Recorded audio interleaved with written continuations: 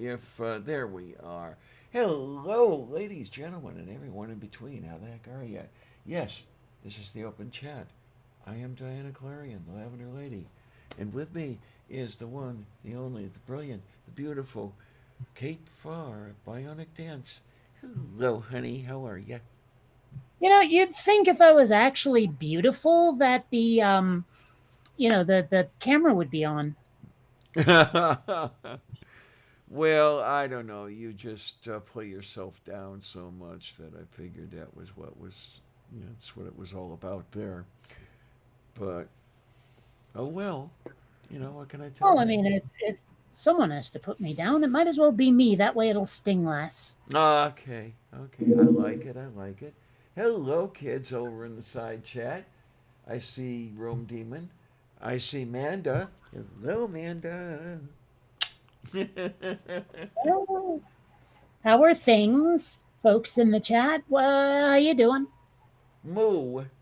And one thing I haven't done yet, I have not as yet shared this crap to Twitter. So I might as well do that right now. One thing I haven't done yet is run with the bulls in Pamplona. Not that I ever want to. It's just the first thing that popped to mind. Okay, okay. Uh, There. you know what it was actually? There was an episode of Mad About You, and I've been rewatching that because I don't know why it's totally out of my wheelhouse, but I do love that show.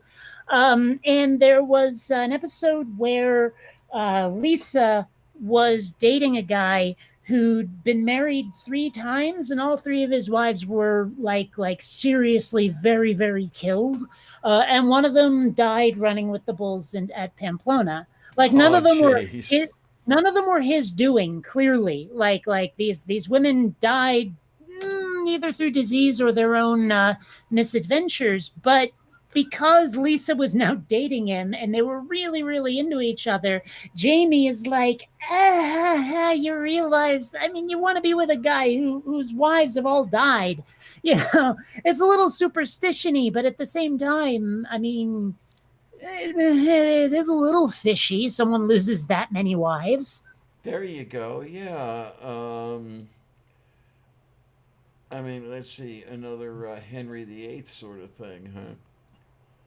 Well, but didn't he have his wives beheaded? Basically, yeah. So, I I- mean, no, Imprisoned not and a then beheaded. well. I have to wonder about the mindset of the third girl who agreed to marry him. Like the second might think, aha, I'm the real queen. I'm the one he really loves. And then all of a sudden she's executed too. And then he goes proposes to a third chick. She'd probably be like, what are you kidding me? Mind you, he might have said, yeah, well, I'm the king, fucking obey, bitch. But I don't know. I mean, Oh man, you have to wonder how things would have gone had gynecology been a thing back then. And somebody would have got the idea: should I check to see that I'm fertile? But then again, I don't know. Was the problem his wives or was the problem Henry? I always thought it was him. I always thought he was just a dick. Like capricious as hell and Oh well, and that probably too. probably pretty misogynistic. Oh Probably has. yeah. You know what? He's Trump. Ah, okay, okay. I mean, quite frankly, I think that if he could have had Ivanka murdered, he would have. Like if he was sitting on some throne in an ermine robe with the scepter and everything, he would have set off with her head. I guarantee it. Okay then. That sounds interesting. Well, I'm trying to remember. Didn't somebody depict him in an ermine robe? Probably. Oh well.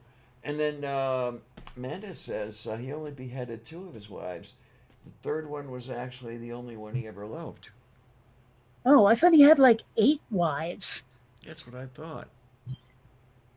And why do they make robes out of these little ferrety looking creatures anyway? I mean, is it so yeah, and they don't even have those little black spots on them that you always see on an ermine robe. You know those? Oh yeah, where, yeah, where, where yeah. it looks like it was made out of an especially hirsute Dalmatian.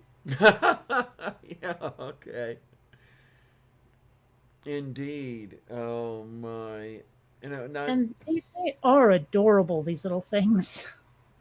Mm, It's like if someone crossed a ferret and a cat together. I have not had a look at. Yeah, there we go. Well, let me We. display one here for Yeah, folks weasel then. relative. Yeah. Oh, yeah. I already knew that. It's just I hadn't actually seen too many pictures of them. And oh, look at that.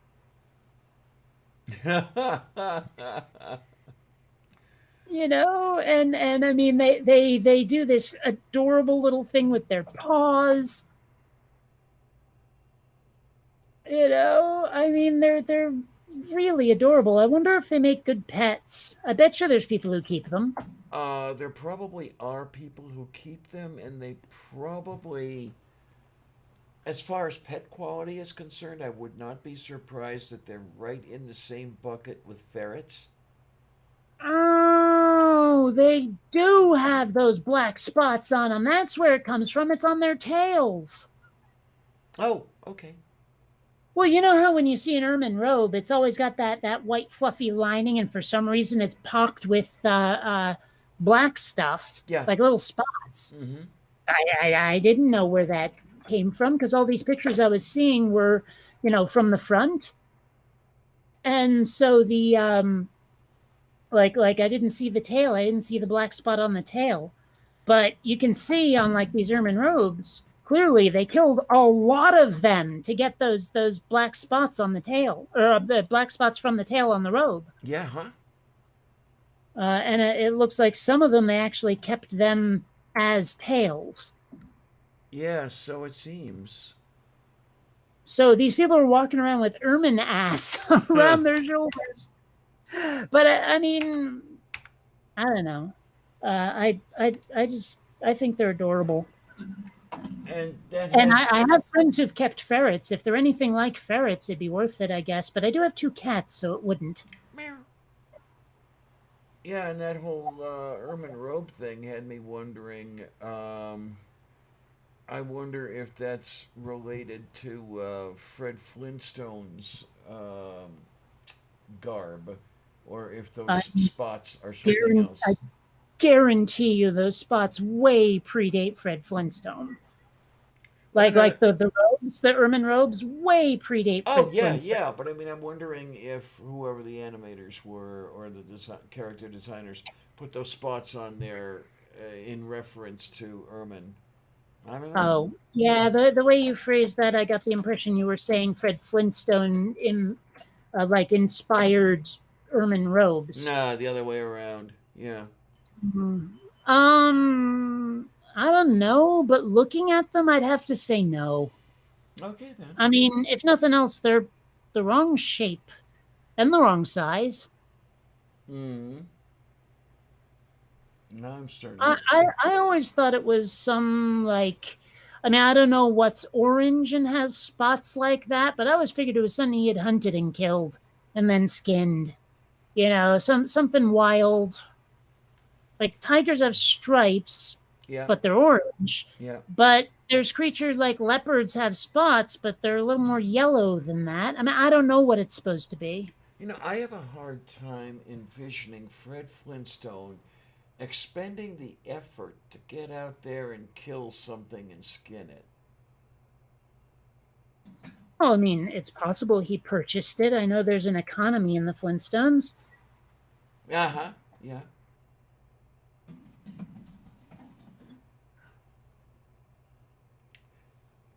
Right, sure, that's fine. No, I did not ask for a DIY site. Oh. Um, wow, there's something here. It says, what does Fred Flintstone wear? And the answer is neckties. Gee, thanks. Mage, hi, honey. Wow, there's actually a translation of Yabba Dabba Doo? What? Apparently, Yabba Dabba Do translates to I'm off work. Oh, All wait a minute. right. No, that's an example given An example. of when it might be said, Oh, rather oh, than its oh, meaning. okay, It's okay. it's it's apparently just as nonsensical as yippee. Oh, okay, fine. So it's rather like yeah, Diokorostu or something like that. Yeah, it's a Paleolithic Diokorostu. I guess so. Um, I was kind of hoping the Wikipedia entry would say what the hell his clothing is supposed to be, but apparently not. Hmm. Oh well. Oh, look, Randy's here. Hi, Randy. Oh, hey. Yay. Yeah, I definitely do not see anything about his clothes. All right. So the identity of his fashion designer remains unknown. Hmm. Or it's known and I'm just not searching enough. So, what do you think it is that he's wearing though? Is that a dress, a muumuu, a robe? What is it? It doesn't have legs. Um, Kind of reminds me of a tunic. Well, but he's not wearing pants under it though. Usually Hmm. tunics seem to come with pants. Oh, okay, If okay. anything, it's more like a kilted onesie. Oh, okay. So he would be a kilted yaxman. No, actually, he'd be a kilted water buffalo. Ah, yes, yes, yes. The Loyal Order of Water Buffalo or something like that, right? Yeah. Well, the problem is that there have been several of those, and I keep mixing up which one is his. I seem to remember there was something similar in Bloom County once, but I think that might have been, gee, I don't know, something closer to Elks, except Elks is a real thing. But I remember they made the secret like lodge noise, and it was bloop bloop bloop. It was really weird. Yeah. I Uh, am trying to find in. Trying to find. No, it's Bloom County's a moose lodge, so it was definitely the Loyal Order of Water Buffalo for Fred. Yes, yes, yes, yes, yes. And I'm trying to Let's see. remember. Wasn't there a moose lodge in the actual universe? I mean, I in don't know. so-called real life. I don't know. I know there's an Elks Club. I know there's a Yeah, Lion Club. I don't yeah. know about moose lodges. Uh. You see, there it is. The secret moose mating call. Bloop, bloop, bloop, bloop. I don't know exactly how that's supposed to work, but yeah. I don't think moose make that sound. I don't know if moosies make a sound at all, actually. I think they do make a bloopy type sound, but only when they're horny. Oh, yeah. You know, there's a lot of animals out there that seem to only make noise under very specific circumstances. Like cats, for example, don't usually meow at each other. Right. They meow at us. Yeah. They meow at us because they think it'll get our attention and get us to do their shit.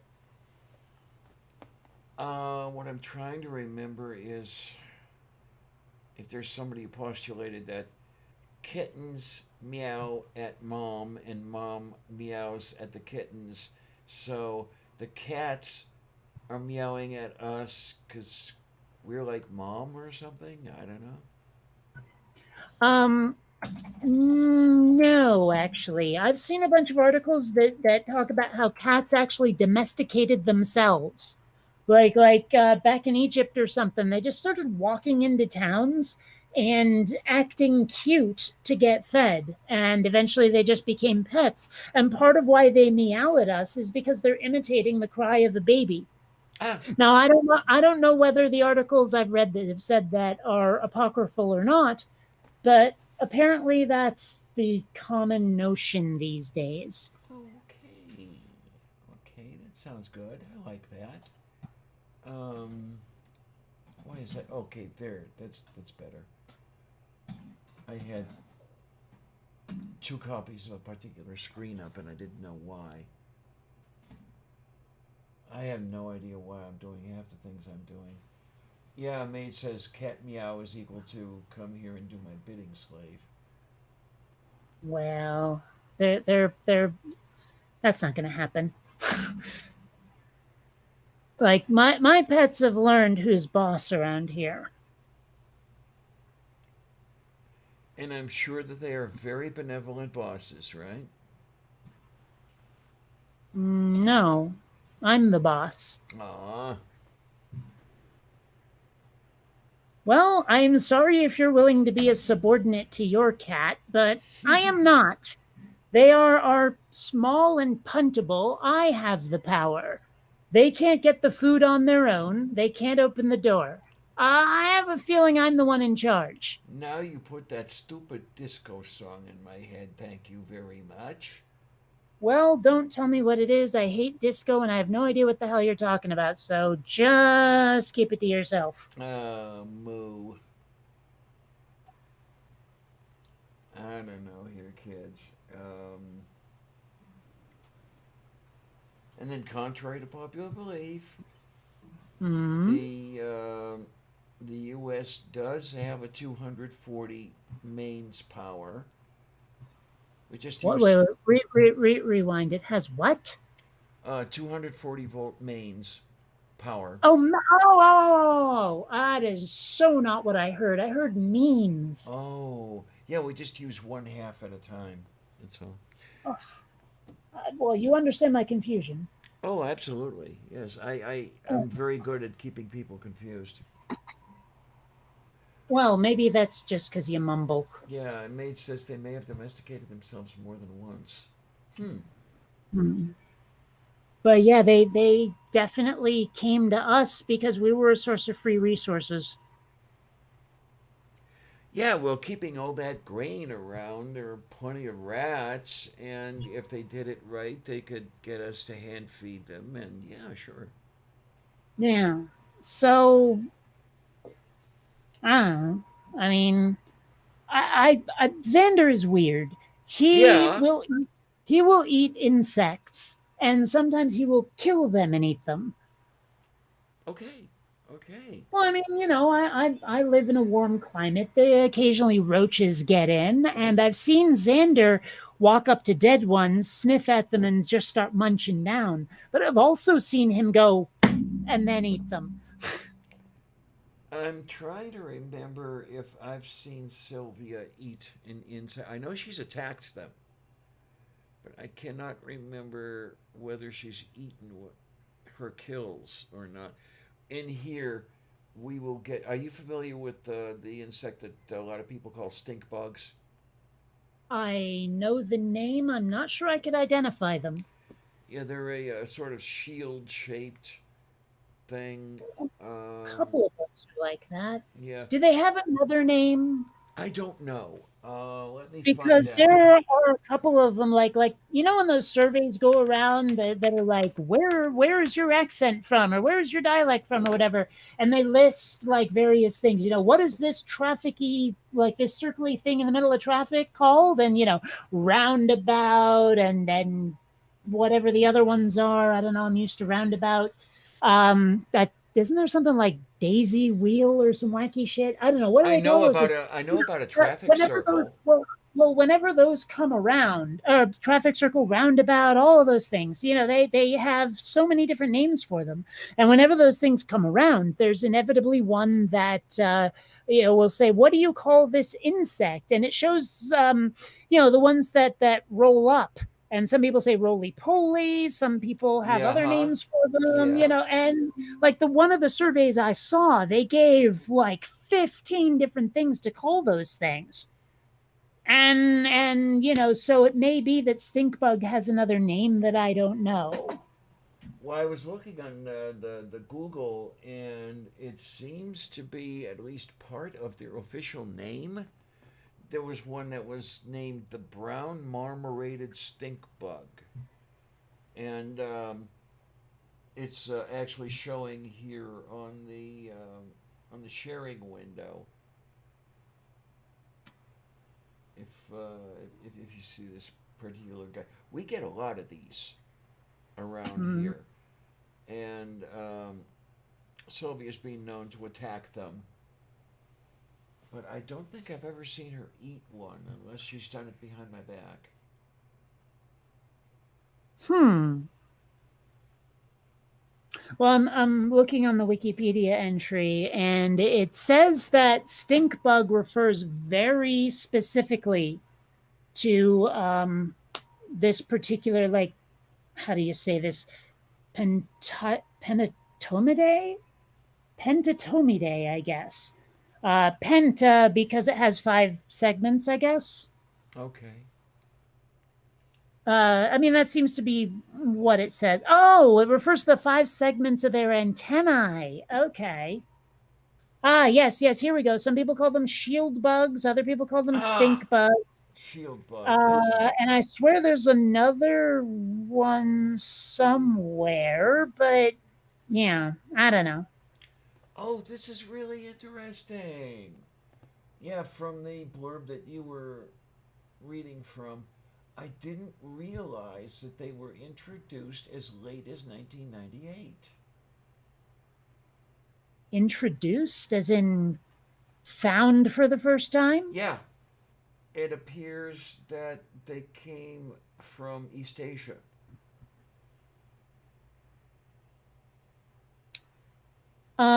Now I'm confused. Yes, dear. What do you Are you see? saying that they first showed up in East Asia that late, or are you saying they showed up here in the US that late? Here in the U.S., according to this blurb here, in September 1998, it was collected in Allentown, Pennsylvania, where it was believed to have been accidentally introduced. Okay, but where was it found for the first time? Or when was it found for the first time, rather? I'm not okay. I'm not sure when it was originally discovered. Let's see if this has anything to Oh, say. discovery date. Might be Uh, 1855. brown marmoted stink bug? Really? um, Oh, and the that brown marmorated stink bug is the one that was specifically introduced in '98. There's apparently other ones like green ones, for example. Oh yeah, okay. I think I saw a couple pictures. I didn't know about what those were juvenile forms, but no, that's a different one. Okay. No, I'm just saying I've seen pictures of green ones. Hmm.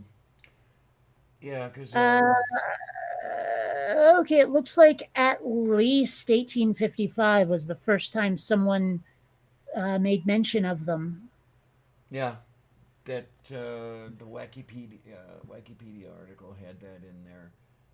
Did it? Um, Because I did not see that. oh, it's on But the sidebar where they have I was the still looking there. I didn't see it. I may have been on a different page, but I found a different site. This is uh, entomology and nematology at the University of Florida, apparently, and they have an article there that seems to be describing when they were found.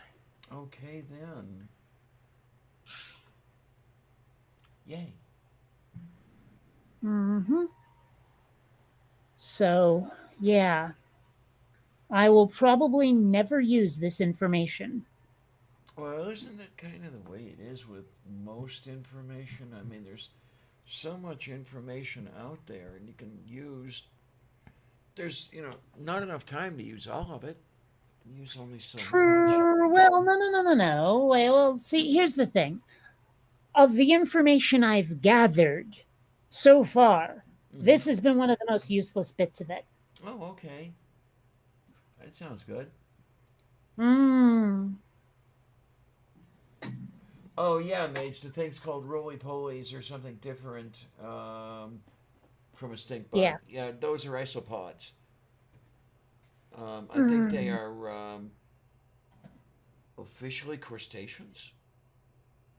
I really don't know. Um, I got to see now because here we yeah, it's a crustacean. Wolf beef. Okay. When I was growing up, we called them pill bugs or potato bugs.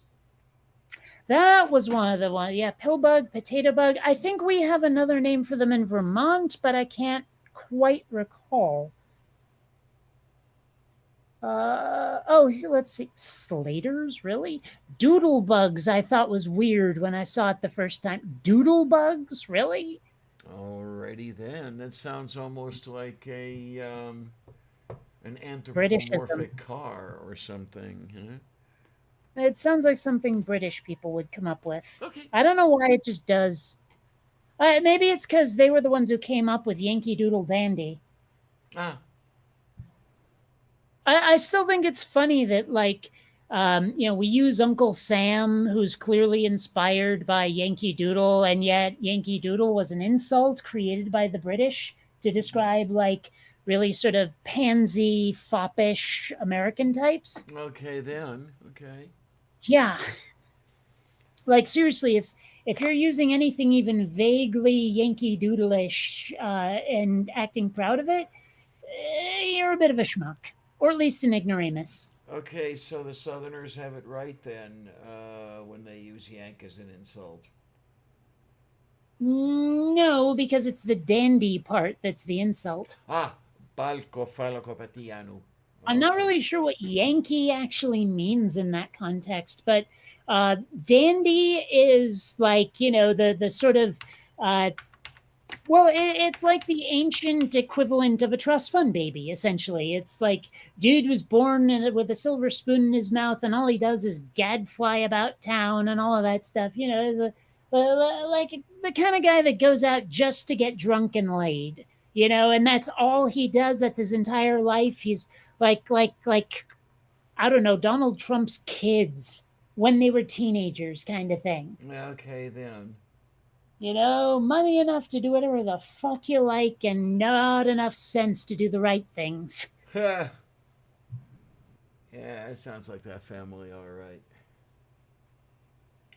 Okay, from this little thing, it says the origin of Yankee is uncertain, but it perhaps came from the Dutch Janke, diminutive of Jan, which is John.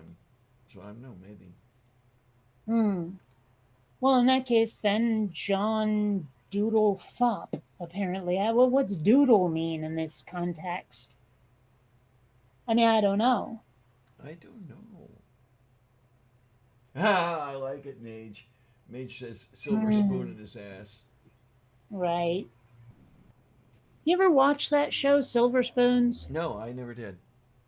Yeah, I used to watch it a lot as a kid. Unfortunately, it turns out Rick Schroeder's a bit of a dick.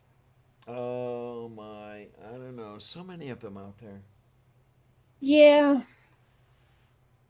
yeah, it's true.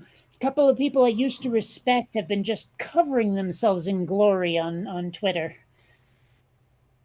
Like, Oh, actors that I always loved, the roles they were in and how they played them and all of that stuff. And then they get on spewing the most hateful trumpery. and then of course Kevin Sorbo not being one of them in your case, right? Ugh, Kevin Sorbo. Because he's been. There was someone recently, I forget who it was saying that they were going to get an interview with him on their atheism channel. Like somehow they had finagled it to get him on, and I'm shocked, frankly. Maybe he just feels like he's not relevant enough anymore, and so he has to do whatever he can. That would be amazing. That would be an amazing bit of what do you want to call it? Self awareness.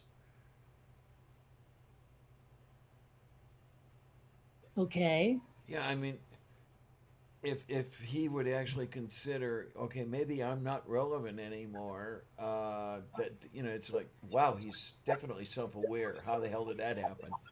Well, no, no, no, no, no.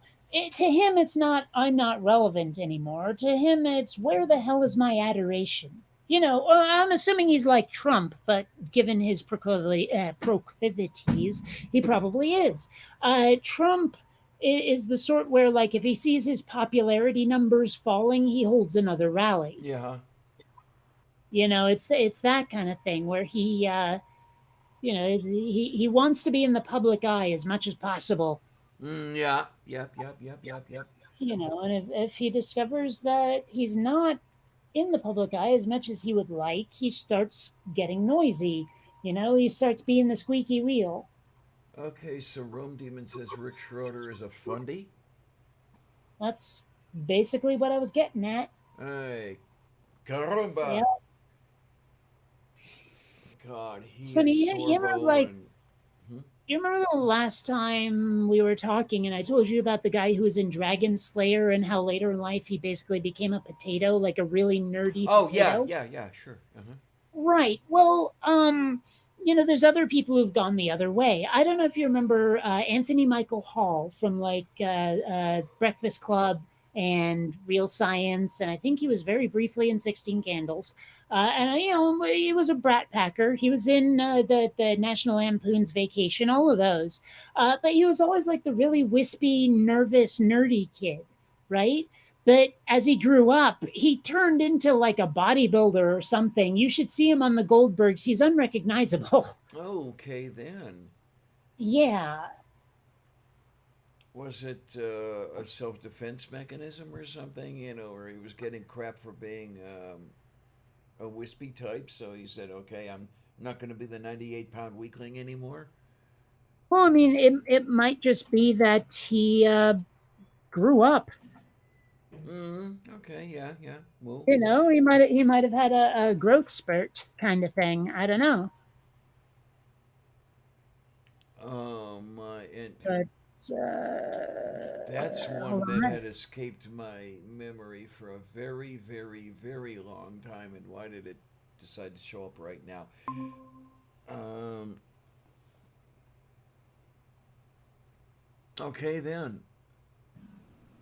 I Yeah, mean, just worlds of difference. Am I right? it's the same guy, but just a little bit of a difference in the intervening years. Just a smidge. Wow. Yeah, I guess it must be the hair that emphasizes the difference on that one. Well, part of it, but he's also like he put some bulk on him. He put bulk on himself. He got bigger. I don't know how much of it is like gut and how much is muscle, but he seems to be I don't know, like just not that wimpy little kid anymore. Like he doesn't look wimpy at all now. Wimpy, wimpy, wimpy. Anyway, Mm. yeah, horrible commercial. Um, yeah, What man. was that? The hefty cinch sack commercial? Yeah, I figured. I still remember the part, like it was half sung, half said, where it was like hefty, hefty cinch sack, like that. yeah. Okay then. You know, it sounded almost like they were trying to do the pizza, pizza from Little Caesars. Oh, jeez, that one. Yes. Uh, yeah, it's true, Mage. The guy who played Neville in Harry Potter movies got like super huge by the end of them. Like, I mean, maybe not super huge, but you look at him in the first movie compared to the last movie, and it's just like, yeah, you don't look like that nerdy kid anymore. So started out as oh, what was that kid in the Simpsons? The one always pictured with his finger up his nose. What, Ralph? Yeah, maybe that's it. So Ralph Wiggum, the son of the yeah, police chief.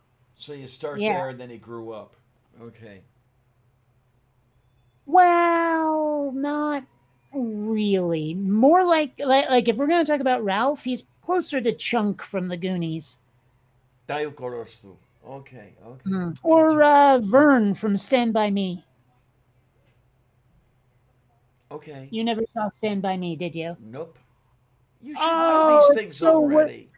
Hey, every now and then you surprise me, but it's so worth it, and I think you'd like it. It's set like in the, I want to say, early 60s, and a bunch of kids played by Will Wheaton, River Phoenix, Corey Feldman, and why the hell am I blanking on the kid who played Vern? He grew up to play Sheldon's brother on The Big Bang Theory, and he was also Quinn Mallory on Sliders.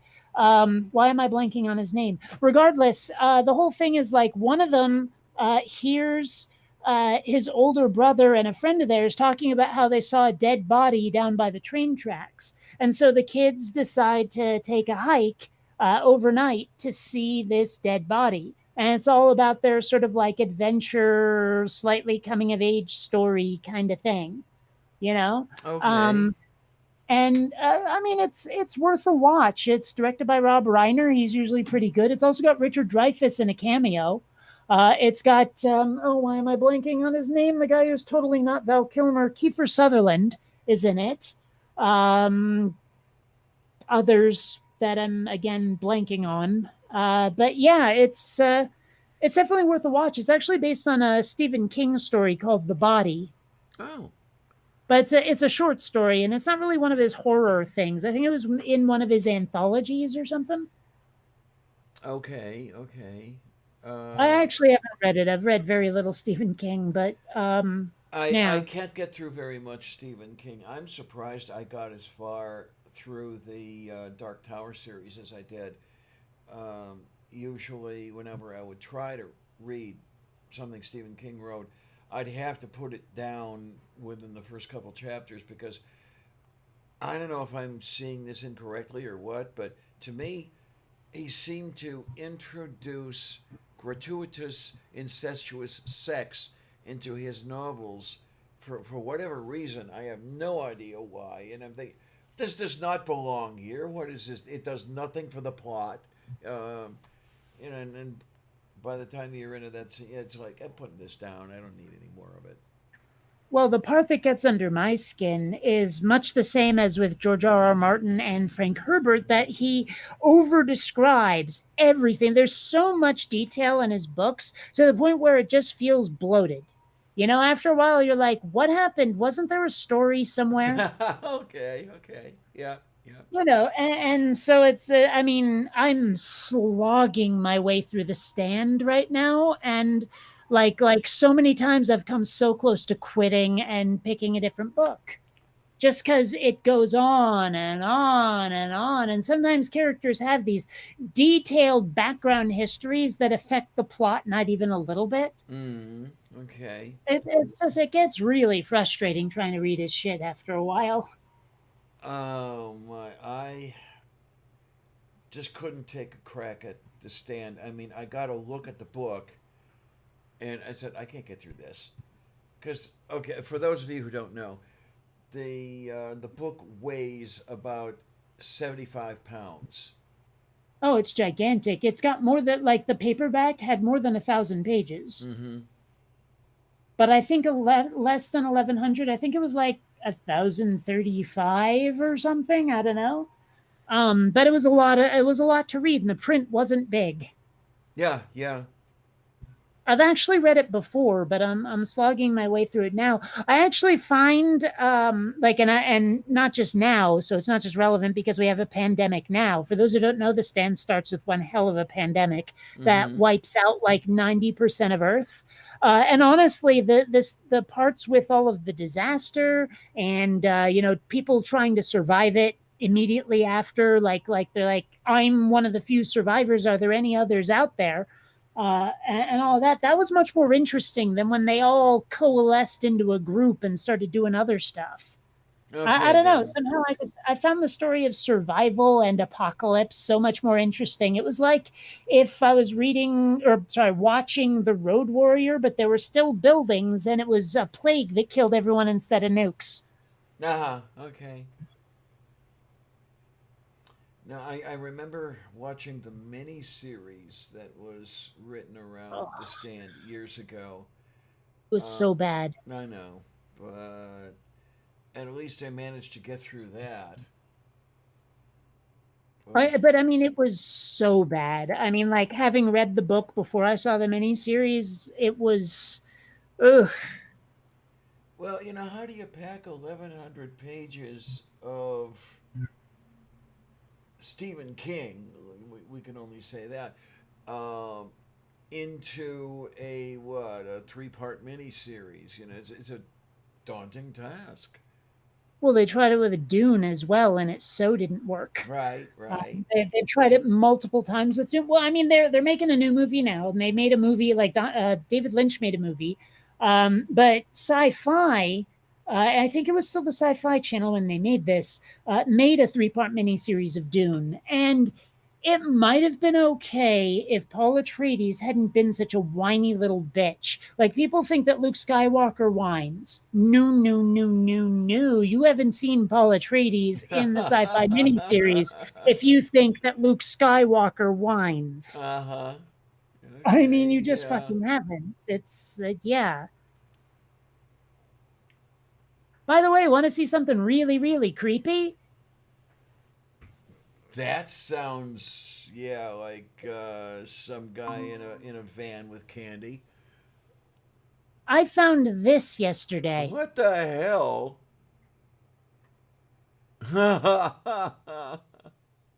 Yeah, it's kind of fucked up. I mean, this description is more detailed than I would expect from a bot, but if it wasn't a bot, then like why do they get so many things? Hair color not applicable, high color not applicable.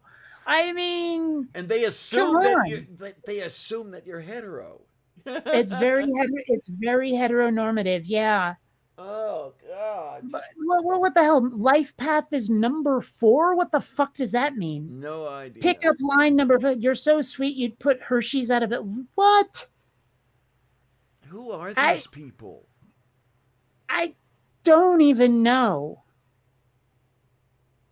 But but apparently this creepy ass site has decided A, that I'm a celebrity, and really, but two, that I want a boyfriend apparently. Well, I don't know. Maybe one Oh, of hey, the. my height and weight are under review. Okay. Is it fucked up or what? Oh, jeez. What did your Soul staff member see that episode of Tosh Point oh or what? And they think you're a Well, celebrity? I mean, it says here that one of my earliest full length YouTube clips was 2008's Rational Station episode 1. Let's see. There are usually many dating news and scandals. That just doesn't sound right.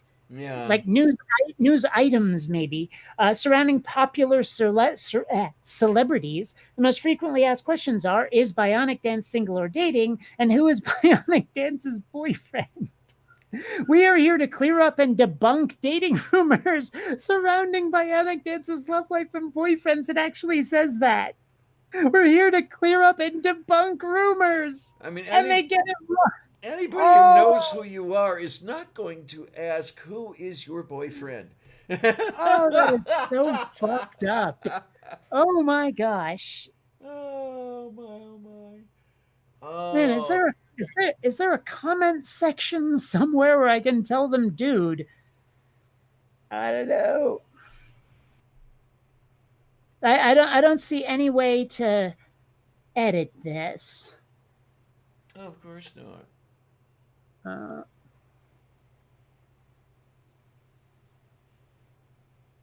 Oh oh, there my. is a contact link apparently though. Oh, a contact link that doesn't fucking work. But do you really want to open that Pandora's box?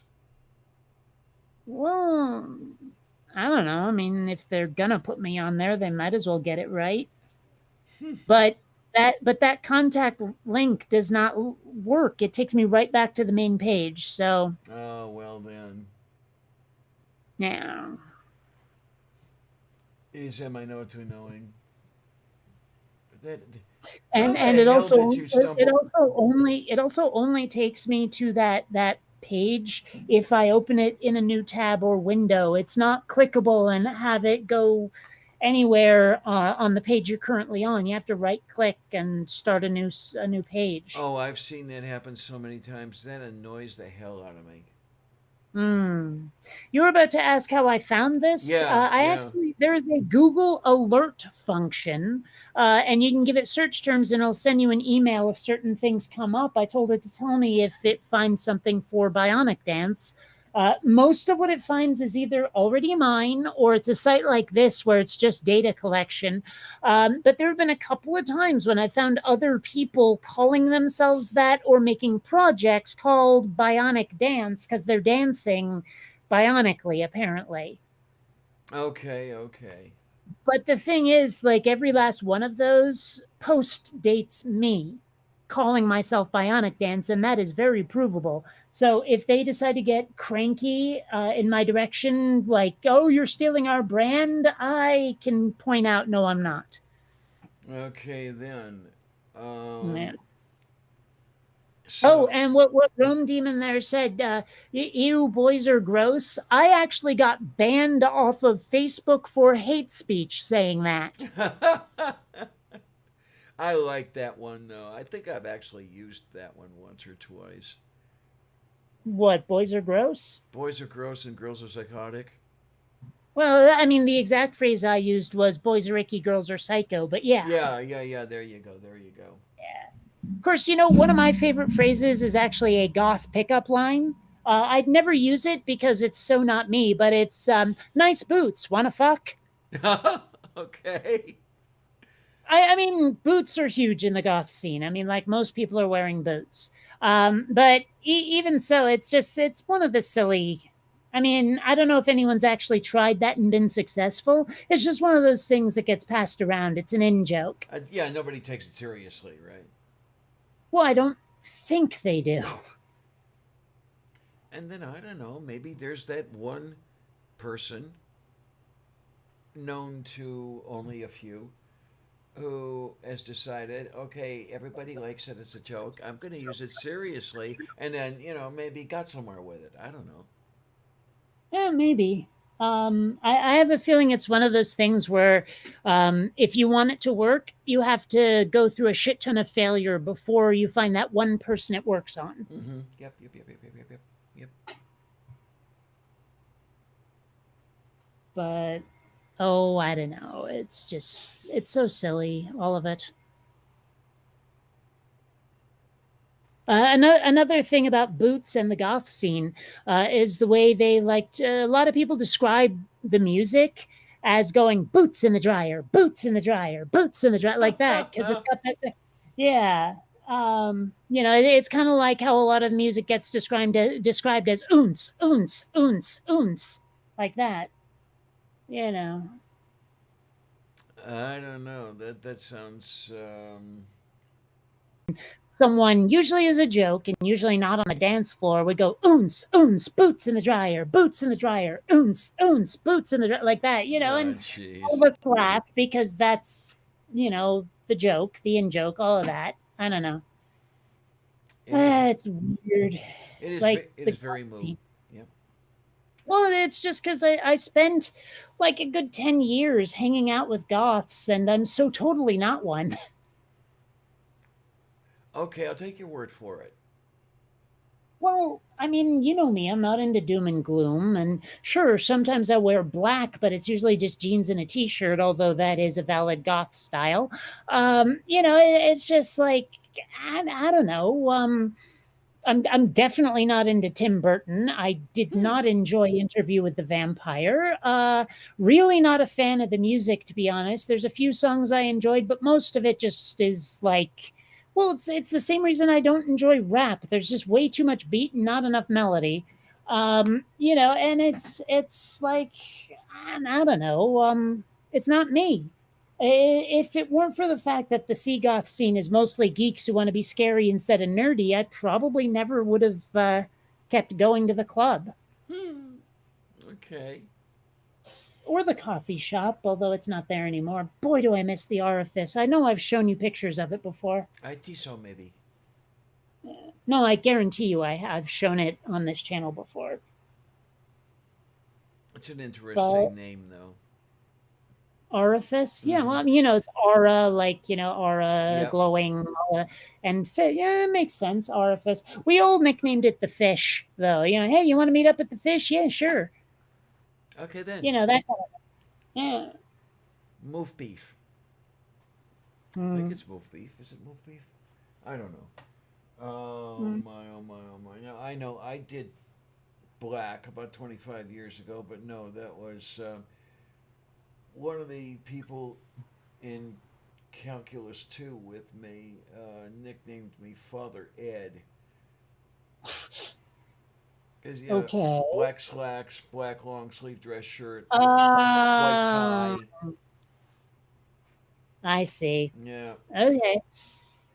Well, I know there's a lot of people who do like, one man shows, one woman shows, lots of like art housey type stuff, where they wear almost exclusively black to like make it so people ignore the fashion, and concentrate on what they're saying or doing. Uh huh. That kind of Yeah. thing. Uh Where huh. it's like, this makes me anybody I could be. The only way I could be more anonymous is if I put a mask over my head, Okay then.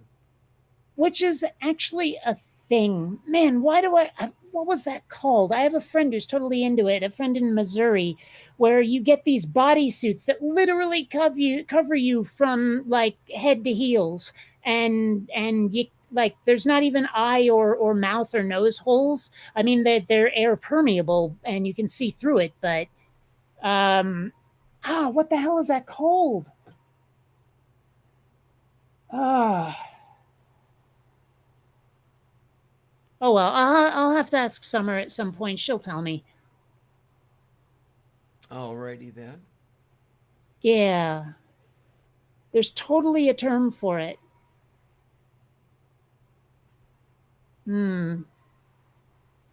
The problem is that I keep trying to remember it, and what pops into my head every time I do is fursuit, but it's not a fursuit at all. But I think it has suit in the name, and I don't think it's bodysuit. I Hmm. don't know.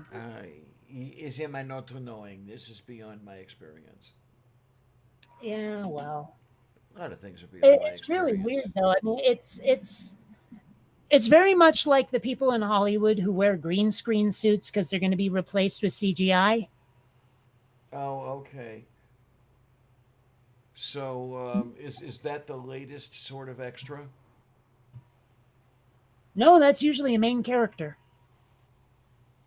Remember Gollum? Oh, okay, okay. Or hell, just about everybody in Battle Angel Alita, which I know you haven't seen. Right, right. That's starting to Not to mention, like probably at least half of Ready Player One did that. So, um, well, Mage, what I'm thinking of is I don't think it's called a morph suit, but that might lead me closer to the term I'm thinking of. Um, oh well, I'll find it eventually. assuming it is there to be found, you'll find it. Yes. I might, excuse me, wow, I have to go really far back in my chat history with that friend of mine, but Zentai, that's it, Zentai. I see it right there. Um, the brand, they're talking about a certain brand here, and it says the brand has tried to distance itself from the term zentai and the concept of fetish usage. Being one of the earliest brands to court a general market, the term morph suits and morphs are regularly applied to events related to any sort of zentai suit. The term risks becoming a genericized trademark in the process. One New Zealand newspaper, blah blah blah blah blah, whatever. But yeah, zentai, that's what my friend's into.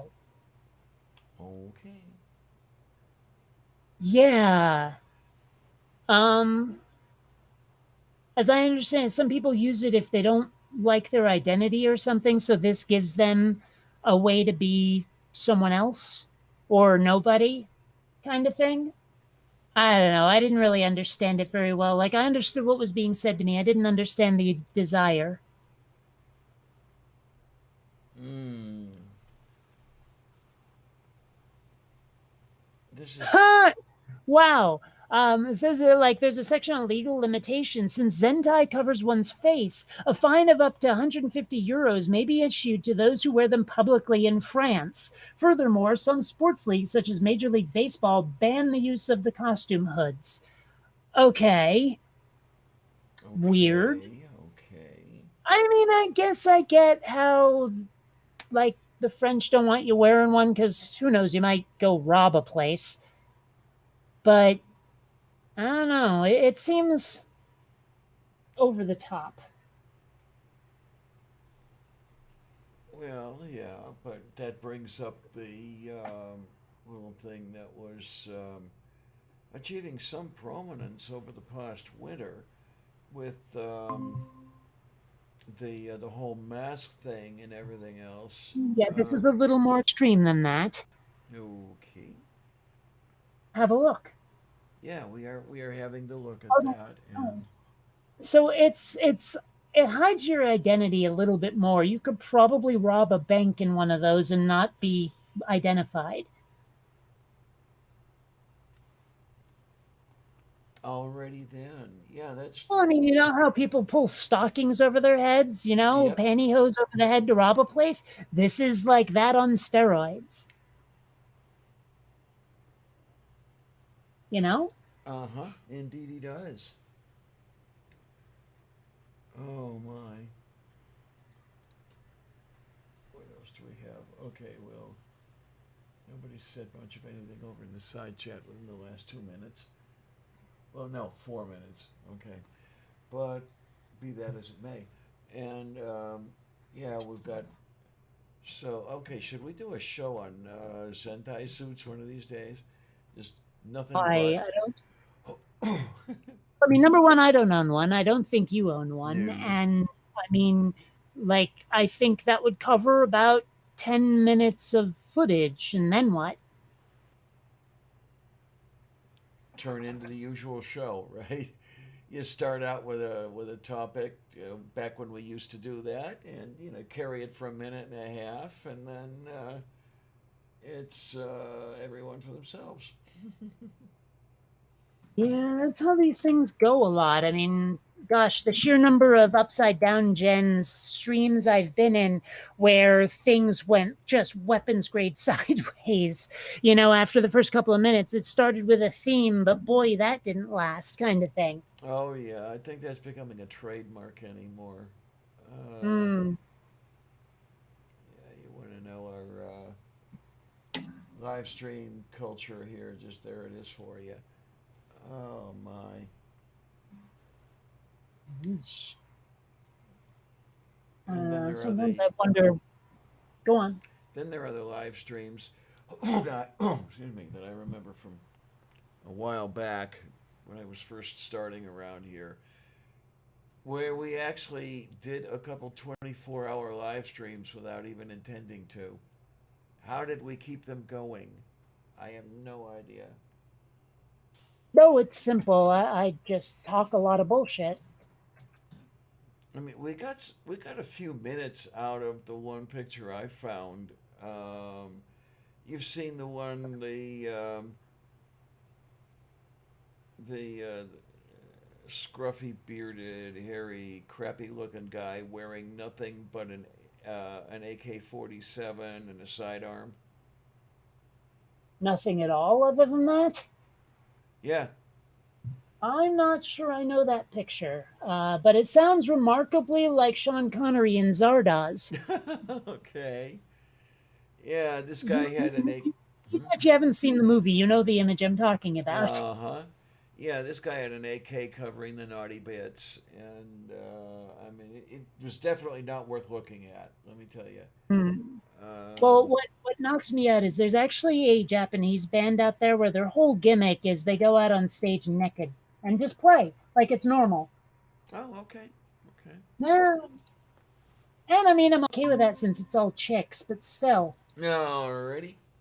See here, Sean Connery in Zardoz. Oh, Your jeez. description of that other guy just brought this immediately to mind. Yeah, yeah, definitely getting there with the whole bandolier thing and yeah, okay. Mm-hmm. Yep. Ah, Sean Connery. I mean, he's dead now, but I don't know. It's weird. Like, he had quite the off camera history, he did. Yeah, yeah. Yeah.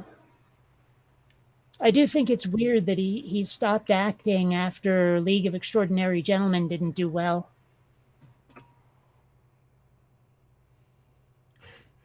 Rome says, look at that unit. Okay. Hmm. I don't know. Like, I guess I get why Rick Moranis stopped acting. He just wanted to take care of his kids. But, like, Sean Connery deciding, oh, that one movie went terrible, I'll never act again, is just bizarre. I don't know. When this was. Oh, 90s. So let me think here. Was he in enough stuff that he was finally starting to get tired of it and that was just the last straw? Well, he said, oh, wow, I guess it was 2006 when he made it clear he was retiring. But he said that he was disillusioned with the idiots now making films in Hollywood. But honestly, I don't think that's why. I think that's the spin. I am no too knowing. I mean, I essentially lost track of Sean Connery after that remake of Thunderball. They remade Thunderball. Yeah, what the heck?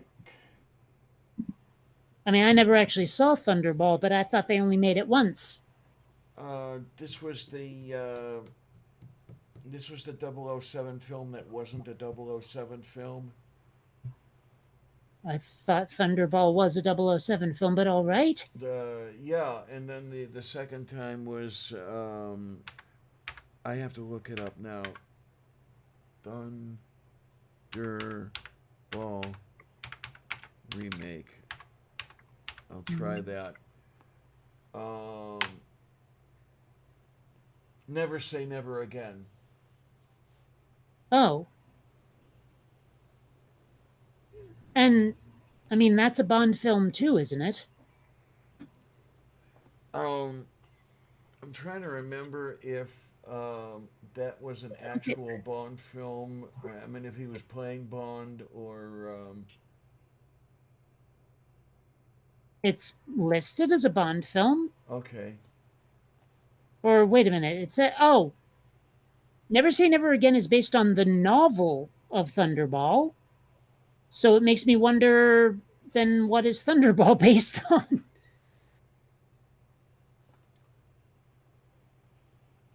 Uh, that'll be interesting to. Okay, why is clicking not functioning all of a sudden? Okay, it doesn't like you. I don't But know. only on that page. What the hell? I am so confused by that. Um, okay, it says that it was previously it's adapted from the same novel it says. So I have to wonder why did they make it twice? And I think both times it had Sean Connery. Yep. Mm-hmm. Then why? I I mean, don't know who got the idea to bring him back out there unless it. I think maybe it had been a little while since he'd been on screen. I when the heck did this come out? but getting him to remake the same movie. Um. Well, anymore, I Oh. get the Oh. Wait a impression. minute. Wait a minute. Wait a minute.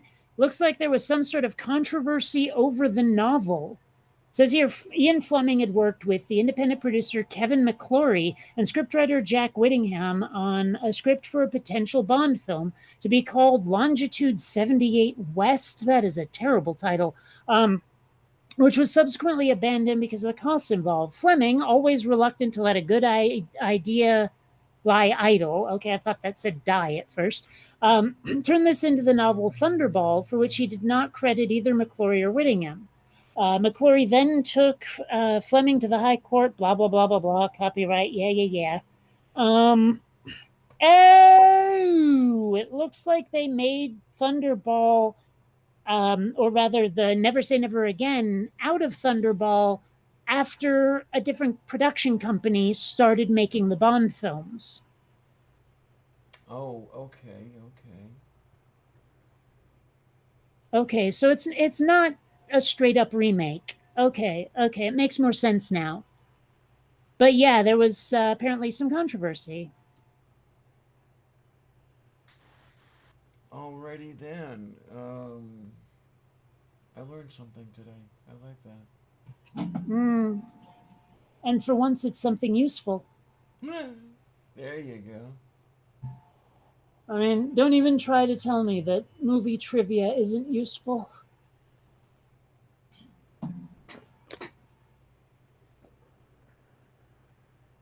Oh my. I mean, it'll certainly help me with my Trivial Pursuit game, that's for sure. Okay, here we go. Yeah, I was trying to. One of the things I was trying to see was how long it was between appearances as Bond, and yeah, 12 It's years. 12 years, yeah. That was listed on the Wikipedia page.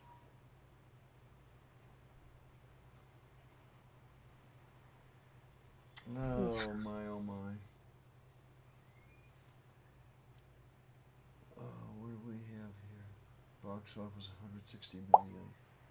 On a budget of 36 million. Decent profit, I guess, huh? What was the profit? I didn't hear it. 160 million on a budget of 36 million. Oh, that's not bad at all.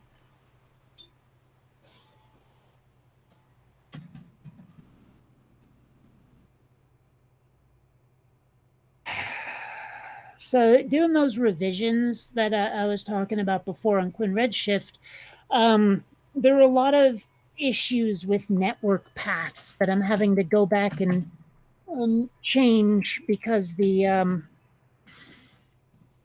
don't know the system doesn't like it, and I just ran into another one, and this is pissing me right the hell off. So, Oh, shot shot 20, the revised shot 20 refused to render because a couple of paths for image maps are not properly networked. They are instead directed towards the local drive on the wrong machine. oops.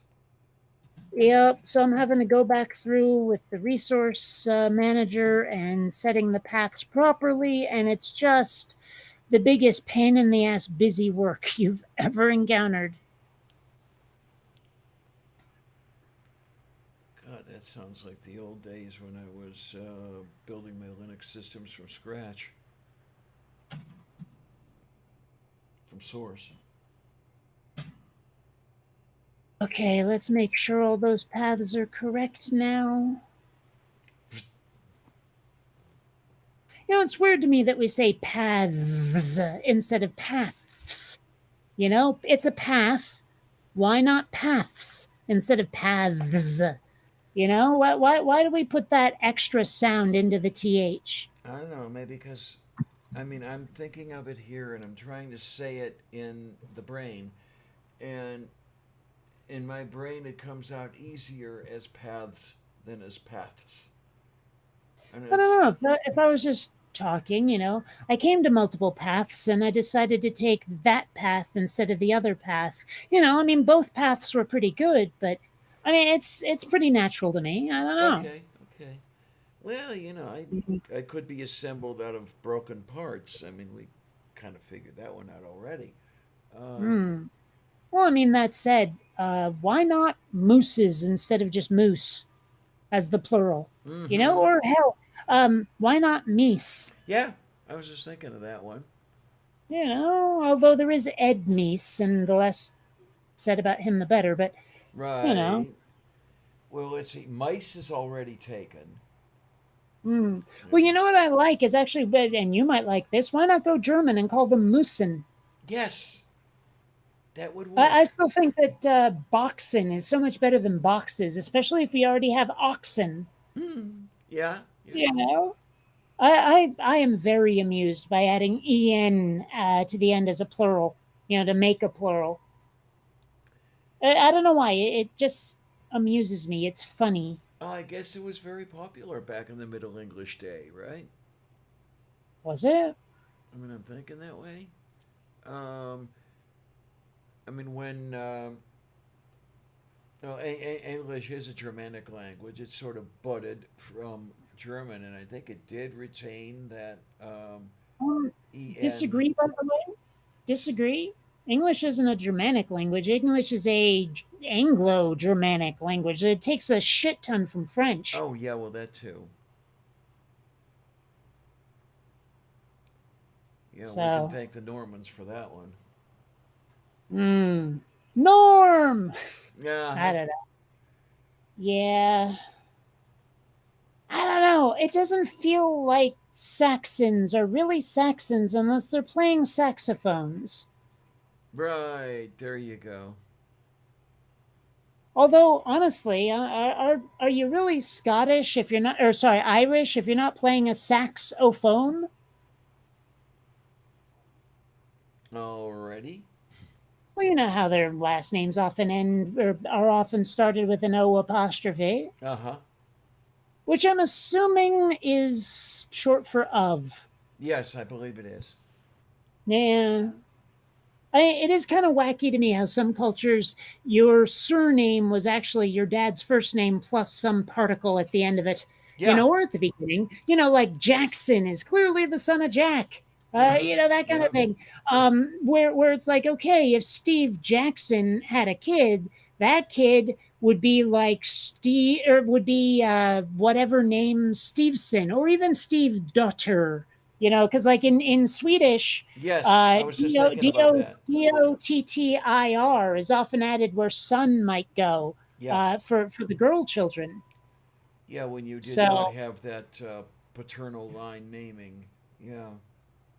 well, actually, I mean, as I understand it, I guess some cultures used mother's first name and daughter, but some used father's first name and daughter. So it really depends. I mean, it's still like a your father's name. It's just not his last name, his surname. Yeah, that ex many exes ago was telling me about that. Her paternal line was I think Norwegian, and were she to have been named just a few years earlier, because I guess in Norway the that method of naming persisted even in the 20th century, she would have been Ludwigstalter rather than Ludwigsson. Well, like my favorite band is Roxette, and though she's dead now, the female lead vocalist was Marie Fredriksson. Yeah, yeah, yeah, yeah. So, Valpolida. although I have absolutely no idea because the male vocalist and lead guitar player is Per Gessle, and it's spelled like an American would say Gessel, Gess, sorry, Le, but apparently in Swedish it's pronounced Gessle. Okay, yeah. Um, So yeah, and for years I was pronouncing it badly until I saw like an interview. okay. Yeah, Is I stuff don't and know. things. And things and stuff. Still amused how Swedish movies, if they have a the end at the end of it, it says slut. I mean, it's pronounced sloot, but Mm-hmm. it's spelled slut. And I'm sure there's many an American who didn't know that was gonna happen. Who, like, at the end of a Swedish movie, were like, "What the fuck? Did they just insult? Are they, are they insulting me? Are they insulting the person sitting next to me? Can a dude be a slut? Because that's what's sitting next to me. That kind of thing. I mean, I guess the male version of a slut would be a horn dog, huh? Yeah, probably. There really Uh, aren't very many negative connotations for dudes who seek as much sex as possible the way there are for women. yeah, wonderful double standard you got going there. Um, I mean, Blanche from the Golden Girls is clearly, a slut, a hussy, a whore, all of those horrible things. But any guy who gets as much tail as she does is clearly, just a very virile, masculine fella. mm-hmm. Yeah, something to aspire to. Hmm. I just don't know. I that well that whole double standard thing. I want to say I don't understand it. I do understand it, but I just don't understand it. I understand the mindset behind it. What I don't understand is how anyone can hold that mindset Yeah, and still respect themselves yeah. or expect to be respected by anyone else around you. I mean, if Mm-hmm. I had some of those horrible, horrible attitudes and I started getting pushback from people, it would be justified. I mean, it would. And this is amazing. I mean, when I think about the way, say, certain ex-presidents are revered by certain sectors of society for that attitude, Yeah. for that. And I mean, it's the most juvenile stuff he had out there. I mean, his whole thing about grabbing women in the crotch, how much more juvenile can you get than that? I don't know, sucking your thumb and pooping in your diaper. Okay. Um, I mean, it's just like I get it. It was indeed locker room talk. Unfortunately, it was locker room talk about really horrible shit he actually did. So I don't care what he said. you Yeah. know, I mean, really, that's not the source of my objection to that particular part of who he is. The fact that he actually did any of it is Well, the real problem. that's where I'm heading. It's how can you think that shoving your hand up somebody's skirt is an accomplishment? But he seems to think that, and others seem to think that as well. Well, I mean, I'm sure there's some women who are into that. But for the rest of us, Mm-hmm. it's like I'd really rather that someone had permission before they start fondling my naughty bits. Yeah, But I'm absolutely. just strange like that, I guess. Yeah, I guess definitely. Um, I don't know. I just oh well. What you is gonna do? I don't know. Sorry, my attention is fading. And it's not a you problem, it's really a me problem. I seem to be tired in ways I shouldn't be. Oh, okay. Well, I mean, if at some point you want, I'm not saying to do it right now, but at some point, if you want to, wrap it up earlier than we usually do, that's okay too. Because I'll tell you, I actually stayed awake all day, which on a dialysis day is rather unusual for me. Um, Yeah, to say the least. and I was starting to feel it before the show started, and then I sort of got a second wind here. But yeah, if we do wrap it up, say at like 10 or 11 instead of like 5 or 6 a.m., then yeah, it would be good. Well, I've got cats that need feeding sort of nowish, so Yeah. there's that. Yeah. Also, like I'm out of weed. Oh I'm no. I might want to go get. I know I shouldn't spend the money, but I don't know. I don't know. I so I guess what I'm saying is that I have things I probably should be doing that aren't on the stream. Goodness knows Columbia is giving me that look right now. Yeah, and we seem to be a little short of audience members today for some reason. We've got 3 people watching now. Oh, I don't know. Either we're that boring, or there's an event today, or I don't know. I don't know. Um, Is everybody have you watching? Hmm? have you thought about chucking out an invite to someone? Maybe. That's always possible. Um, let's see. I don't. Well, I know that Manda has been by. I don't know if she's still around. It's been a while since I've seen a comment. Hey, out of curiosity, do Yes, you dear. think Mom NATO's pissed because I was really disrespectful to Christianity the other day? I don't know. It Hmm. could be that she's got her own mom problems too. Hmm. Well, it's just, I mean, I do feel a certain amount of disrespect towards believing in magic that hasn't been shown to be real. Mind you, if your belief is fairly benign, I guess I'm okay with it. But, at the same time, don't tell me it's not frickin' goofy. Okay, yeah. Um, I don't know. I mean, seriously, if theists would just come right out and say, "Yeah, I know it's loopy, but it gives me comfort. I don't make anyone's life worse for it, so whatever." I'd be like, "Hey, you do you, pal." This is why I never, ever, ever, ever get on the case of like Wiccans, Yeah. because you want to talk about a religious group that minds its own goddamn business. They're rivaled only by the Amish. Yeah, there you go.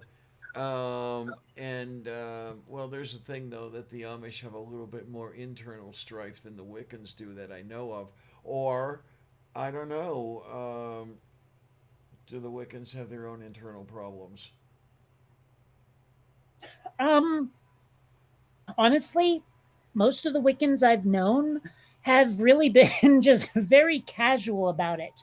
Like yeah, I'm a Wiccan. Every now and then I'll like I don't know, burn some sage or something.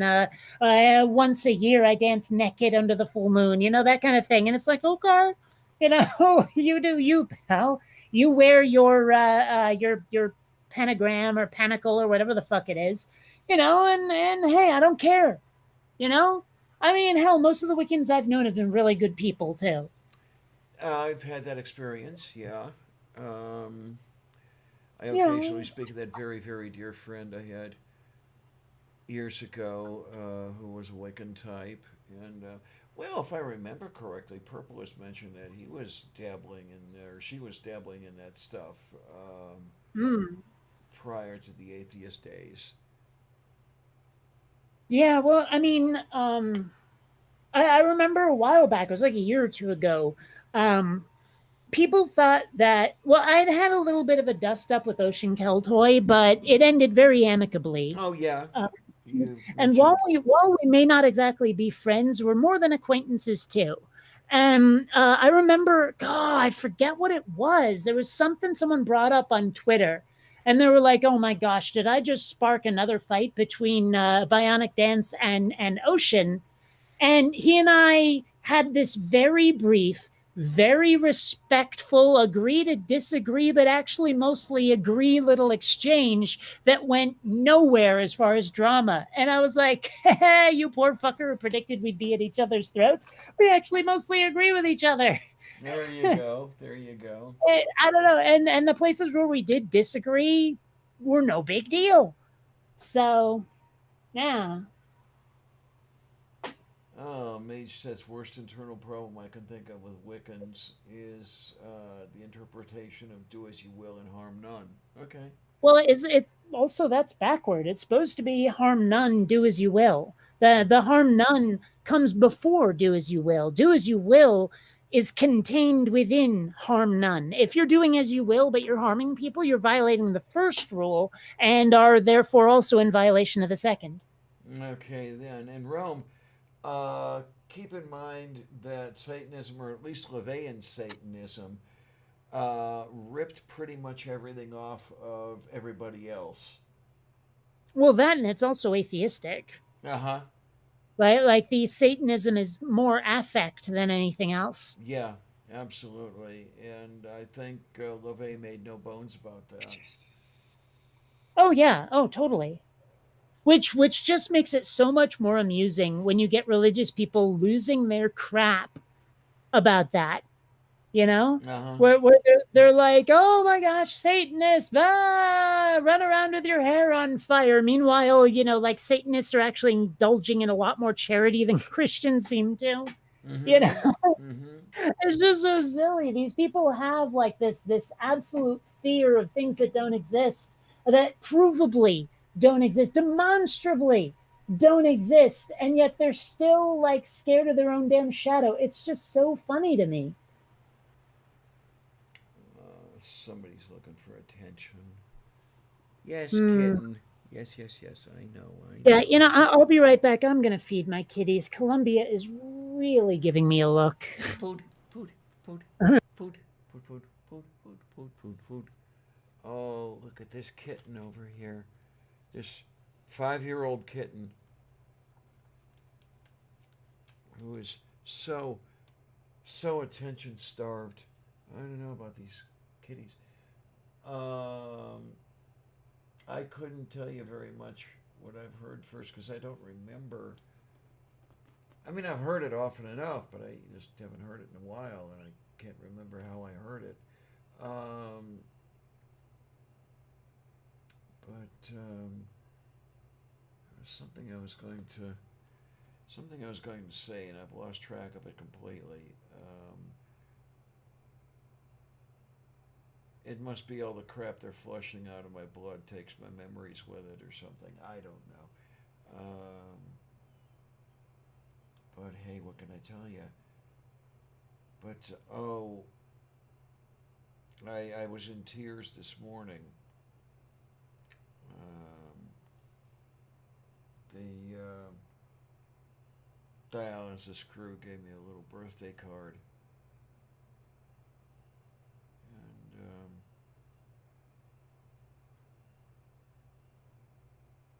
and I just kind of drove home. You know that. Hello there. Hello there. All right, I'm back.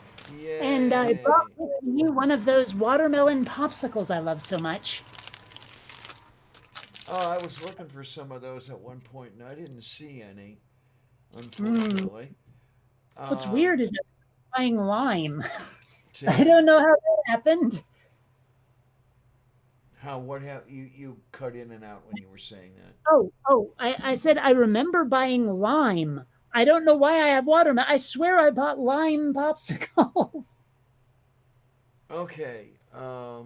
I Yeah. mean, maybe I'm just thinking of another instance of purchasing because I do buy the lime ones from the same brand.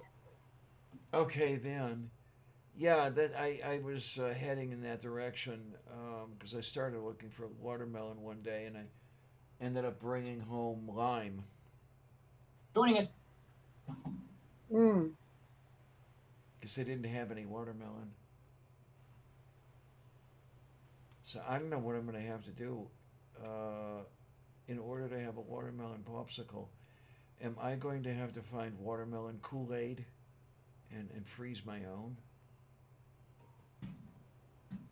I don't know, but it Oh, won't be as good as these. yeah, that's true.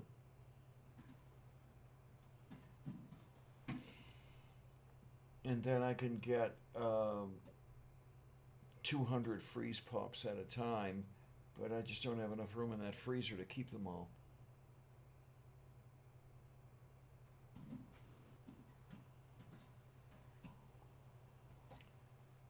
Of course, if I get 200 at a time, they're not already frozen, so that's a good thing.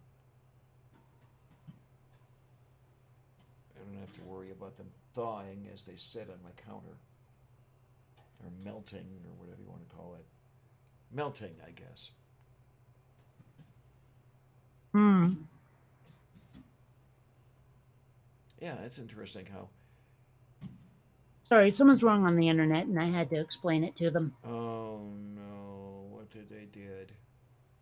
Oh, it was one of those like, oh, well, you're advocating this. No, I'm fucking not advocating that, jackass. One of those situations. Oh, are you a Trump supporter again? No. Oh, this time I'm scientifically illiterate. Oh, well. Hmm. Well, because the person that replied to me seems to think that either, well, I can't tell if they think I'm thinking everything's black and white or they are. But one way or another, nuance was 100% lost in their response. And so I was like, well, you realize that while we may not be 100%, our data on vaccines are so extensive that to not trust the coronavirus vaccine is just fucking ludicrous. Like the confidence level should be well over 95% at this point. At least. And so but this guy is acting like, oh, well, the scientific method says that new data will come in and we may have to change our minds. I'm like, yeah, but so much new data that completely reorganizes the way we think about corona would have to come in to the point where it would reorganize our entire worldview, at least Yeah. with regard to viruses. Mm-hmm. That's how much evidence would have to show up to change this. Yeah. But the problem is that the people who are vaccine hesitant or even just refusing it don't even know that much science. Yeah, it's amazing. Earlier today I saw somebody post something on the Twitters. Somebody that I thought should know better. It's after much consideration and deliberation, I finally got the vaccine, and it's like, what deliberation? I mean, it's right out there in black, white, orange, and green. By the way, say thank you to Mr. Shadow Kitty before anyone leaves. Kitty, thank you, thank you, thank you. Oh my word, yeah, that's the most interesting birthday I've had in quite a while. But I thank you for the I thank you for the sediment. Mm. Well, I mean, it started out rocky, but you ended up grounded in the end. Uh Mm. huh. Yeah. Meanwhile, I wish I was stoned. And you know Oh, what? Never been Boulder, Colorado, no, I have not been there either. or Little Rock, Arkansas. Man, I have been taking this entire country for granted, haven't I? Yes. Oh Hmm. my, I'm thinking and thinking, and I'm not coming up with anything. There's got to be something out there. But I was just Well, mentioning before you came back I from. was thinking, hey, if this dialysis works or you get a kidney, you might actually find yourself Shale and Hardy.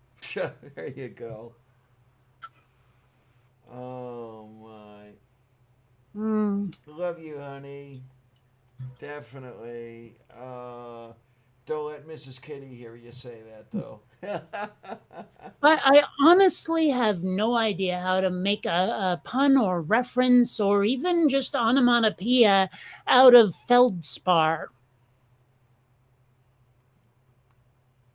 I guess you'd have to save that for the boxing ring or something, right?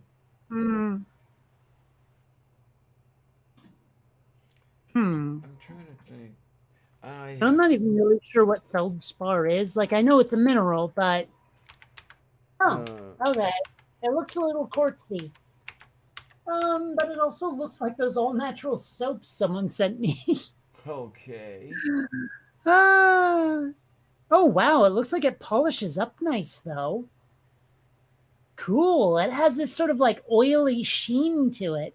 Here, let me pull up an image. Moo. Show it to people. A window, that, and Shayar. Oh wow. Okay then. Yeah, pretty neat, huh? Yeah. But but I was looking at a lot of the others, and hold on, let me get one of those as a picture. Yeah, that one will do. Copy image. Oh, yay! It's watermarked. Don't you love watermarked images? Eh, All right, let me get back to the. There it is, and bam. Most of them look like that. The images I saw. okay then.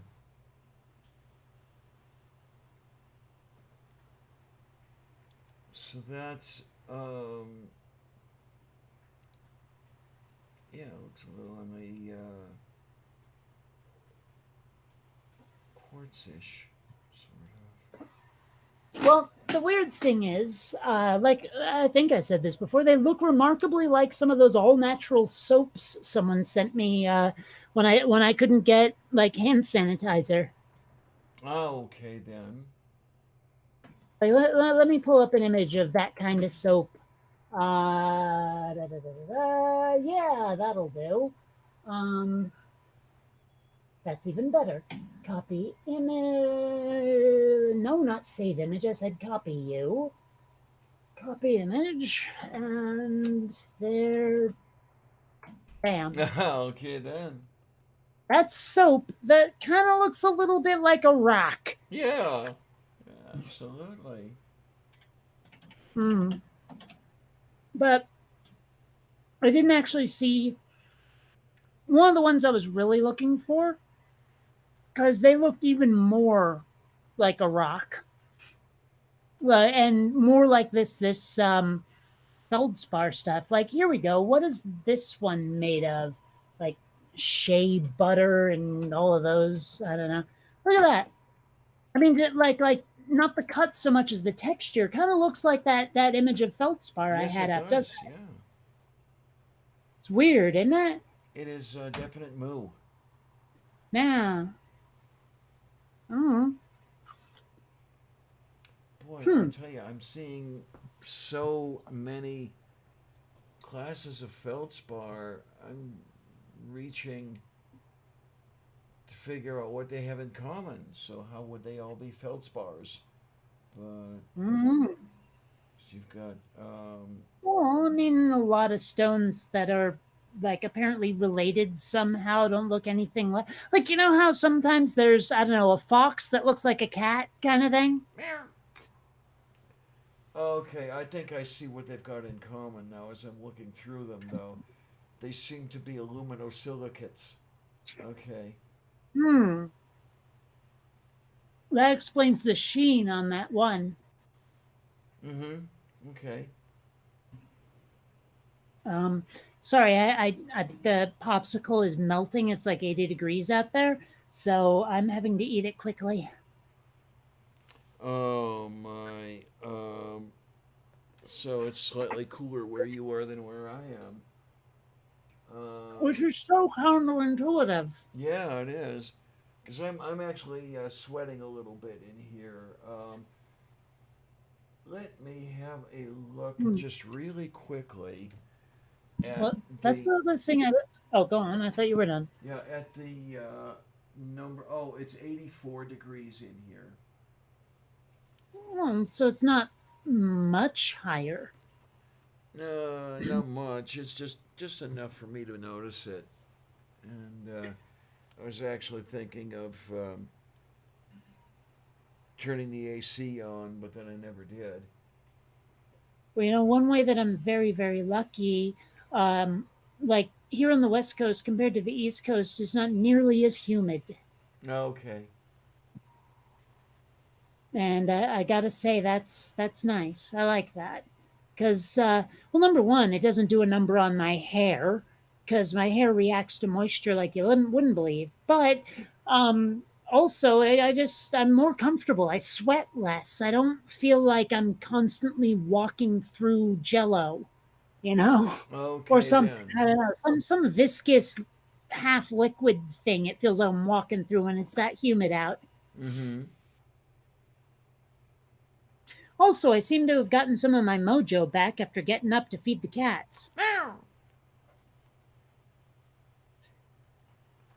Gotta wonder where that one came from. What? Mojo. It's probably easily looked up. It sounds like one of those things that probably came from like Jamaica or Africa or something. Like it's probably got voodoo connotations. Okay then. I don't know. Let's see. Or not voodoo. Mojo. Oh yeah, here we go. Mojo originally referred to a kind of magical charm or amulet of African origin. Okay. It says the etymology is difficult to trace, but it might be related in form and meaning to Makoo, I guess, a word for medicine man in Fula, a West African language. See, I totally knew just from the sound of it, mojo. It has that sort of like, you know, like that section of the world uh, vibe to it. There's same energy. Africa, Middle East, India, all of that. It has that same kind of energy to it. Mm.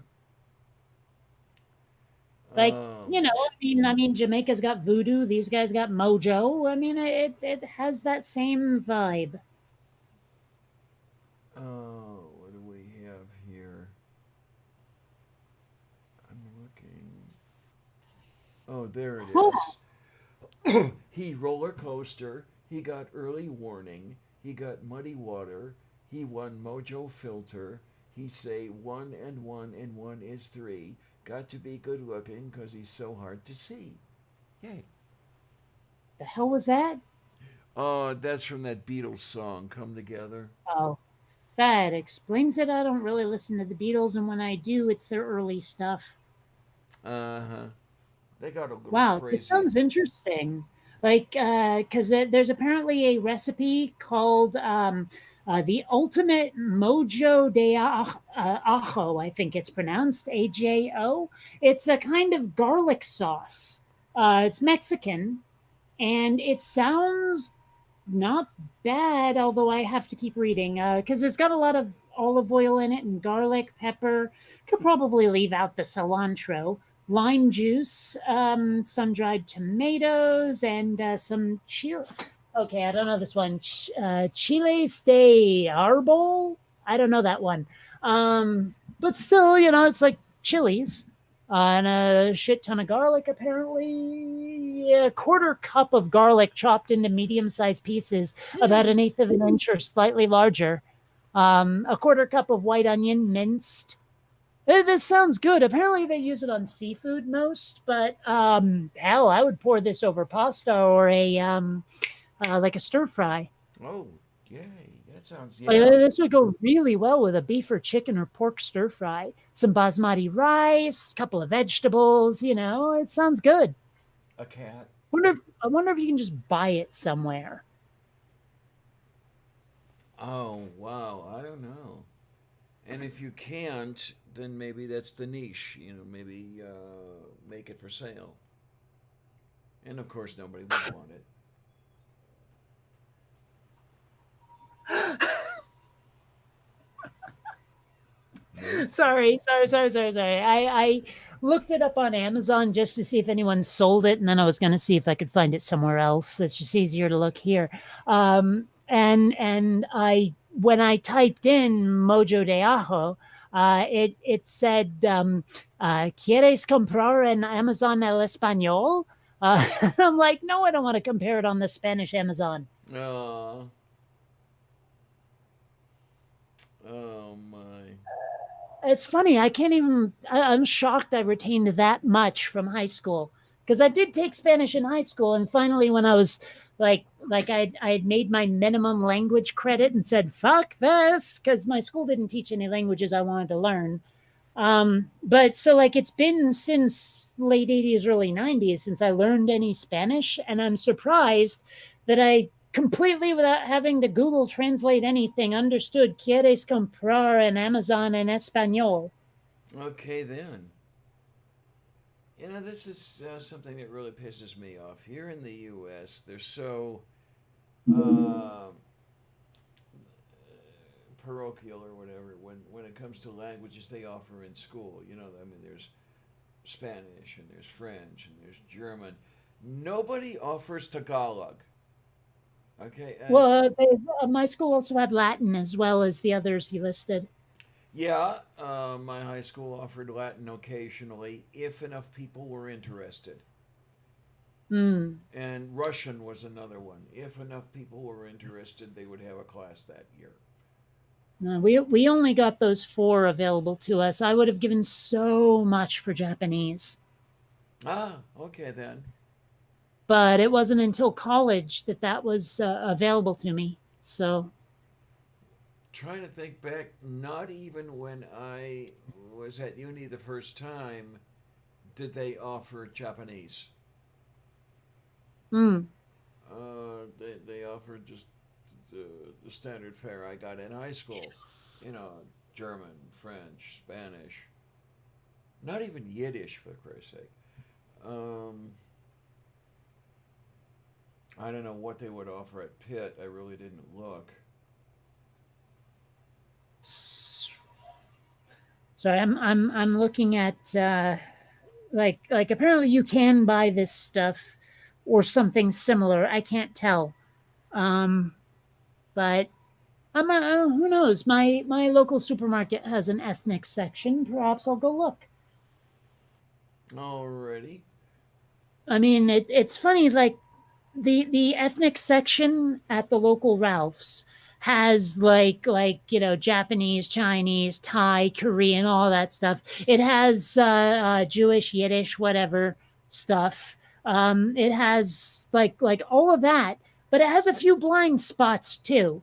Like the rest of the store does. There's this extensive as hell foreign section, ethnic section, but I had to bitch at them until they agreed to carry Cracker Jacks. Okay then. Okay. You know, I mean, like, seriously. And sometimes they stop carrying certain cereals that are, let's face it, staples of the cereal industry. Okay. Yeah. Yeah. It's just so strange.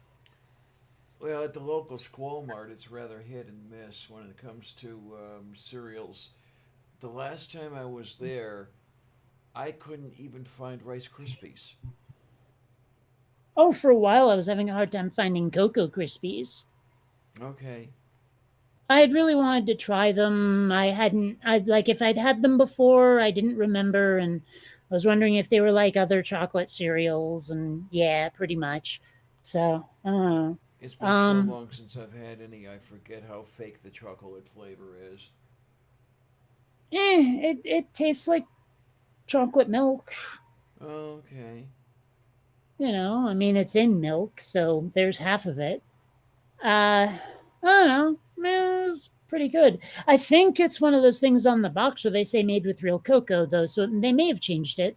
Okay. Now, there's the thing when you said it's like chocolate milk. Something I noticed at the local Squall Mart, they have it's a name brand and I forget which one it is, but it has dark chocolate milk, and I am definitely not a fan. For some Dark. reason, the dark chocolate milk actually tastes bitter to me. A kind Well, of bit. Hmm?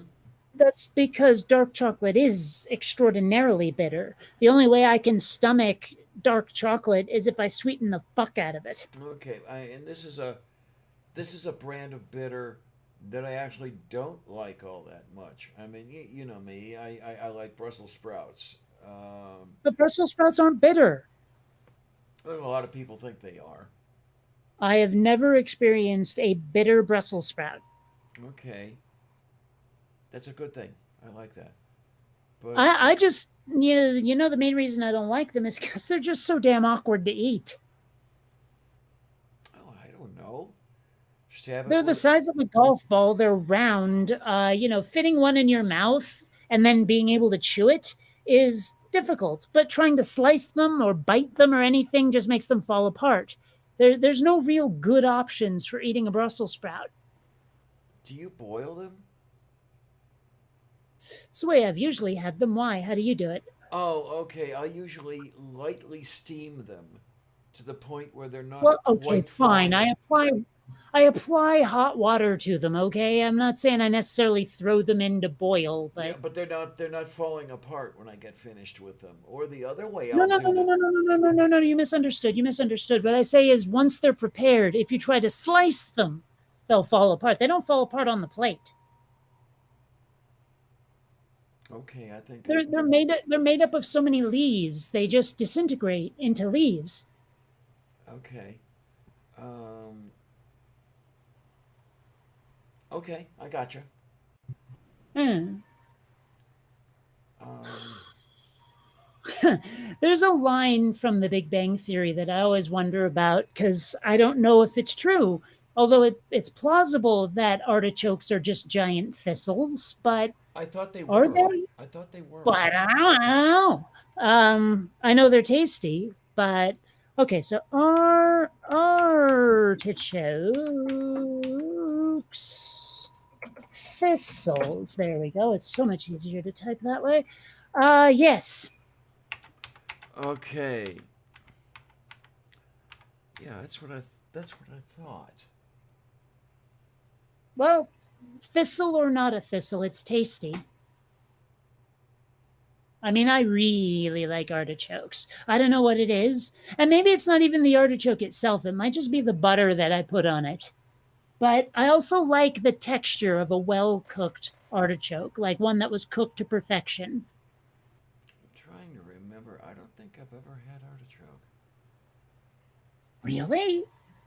I'm trying to remember if I've had it in the deep, dark, distant past.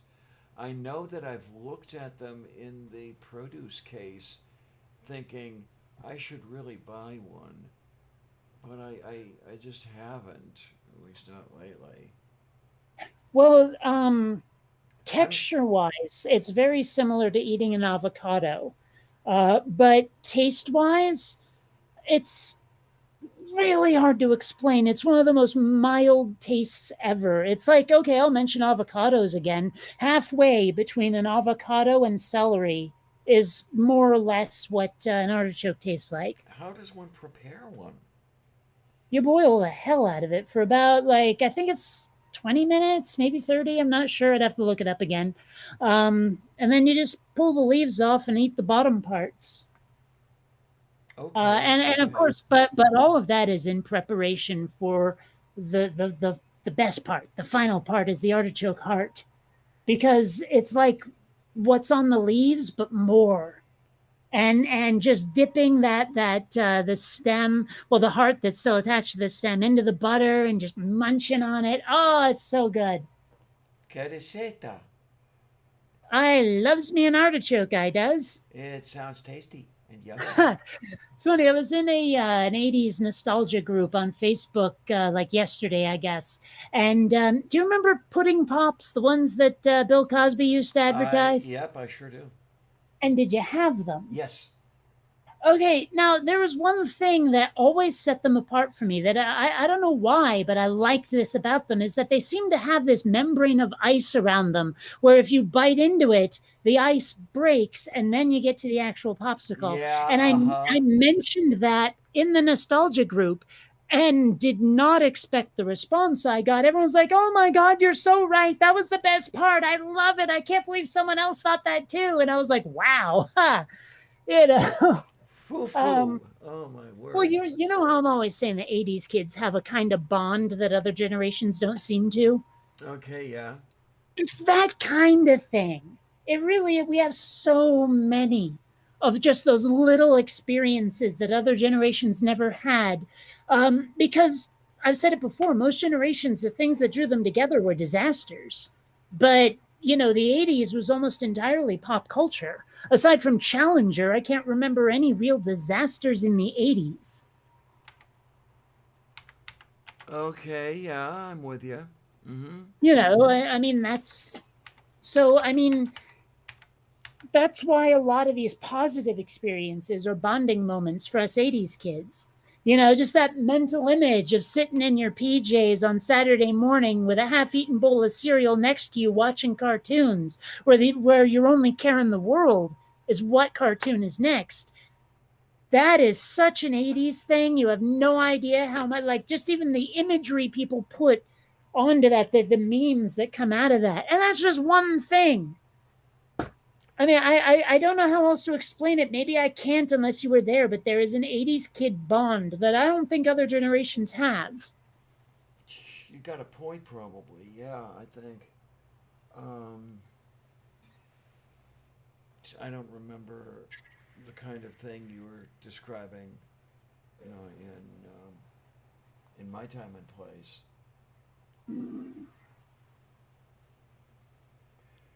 I was looking though last week. On Saturday. That's when I was looking, because I was looking for Saturday morning cartoons, and I wondered, what the history. Because I remember Saturday morning cartoons when I was a kid and everything else, and you don't see that stuff anymore. And I guess it was things like Cartoon Network and that sort of thing that killed Saturday morning cartoons, and I kind of mourn their loss. Well, I mean, I have to admit there was something about Saturday morning getting up and doing all of that, but now that it's streaming on demand, part of me is thinking that's better in a way. I mean, yeah, you don't have that same "ooh, it's Saturday" kind of feel to it unless you're in school, I guess, and then it's like "ooh, no school." But I mean, even so, having all of that at your fingertips on demand, man, if I was told in the 80s I could give up Saturday morning cartoons to have cartoons at any time, I probably would have taken it. Right now, I'm not sure I would. Mm-hmm. Mm-hmm. If I were like me myself right now, with if not my knowledge, at least my attitudes, went back to the 1980s, um, I don't know what I would choose because I do love that cultural moment. But on the other hand, I love having entertainment right at my fingertips. Mm-hmm. So, but I've often said I wouldn't give up being an 80s kid for anything. So I think ultimately I'd stick with that. I don't know. Oh, okay. Do they even still sell pudding pops? Now I kind of want to go out and get some. I don't know. I have never had the occasion to look for them. Not lately, anyway. Oh, it looks like maybe. Oh, well, they were introduced under the popsicle brand rather than Jello, but it looks like they're. Oh, wait a minute. Oh, however, due to differences in texture to the original and a different shape, popularity never reached its predecessors, which resulted in them beginning to be pulled from stores around 2011. So, yeah, I guess not. Looks like I had a chance and missed my window.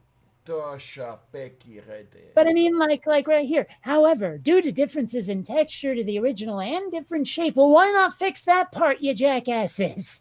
You know, I don't know. Maybe the shape is. this is no different than reimagining my movies. Uh, You decided to make what I love different. Now I'm not like buying it anymore. Now I'm not going to the theater for tickets anymore. And it's the same thing. You made my food different. What the hell? Did you hear they're starting to make another new Coke? oh no. A new Yeah. Coke? Now, as I understand it, it's diet only, but still, they're tinkering with the flavor of Coca Cola again. Must be a dip in sales again.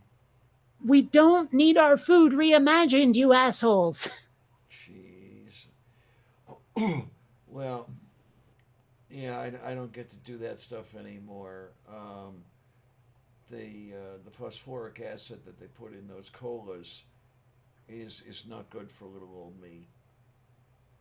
Mm, well, I spent a very long time not able to have cola, so I mean, now that I can again, I indulge occasionally. Although it's like a Pepsi a month, maybe. Oh, okay, okay. My beverage of choice these days does seem to be the Red Bull. The Okay. watermelon Red Bull, mind you. I like that so much better than the original, though the original isn't bad. I prefer the watermelon version. I wonder. Oh, by the way, you need to stop buying Life cereal for a while. Uh-oh, now what happened? Big old honkin' union walkout because workers were being told to work with no days off for like 12-hour shifts for months and months and months. They apparently at this Frito Lay factory, and Frito Lay Oh, makes cereal, by the way. Yeah, so I mean, like Life cereal is one of the products you got to boycott if you're going to stand with the Frito Lay workers. I did not realize that Life cereal came out of Frito Lay. I didn't know that either, but given how many corporations have bought out other corporations these days, I mean, how many movie studios does Disney own now? All of them. Yeah. So, I mean, the fact that a company like Frito Lay owns a cereal doesn't surprise me in the least. It wouldn't shock me if they're making footballs and transmissions. Mm-hmm.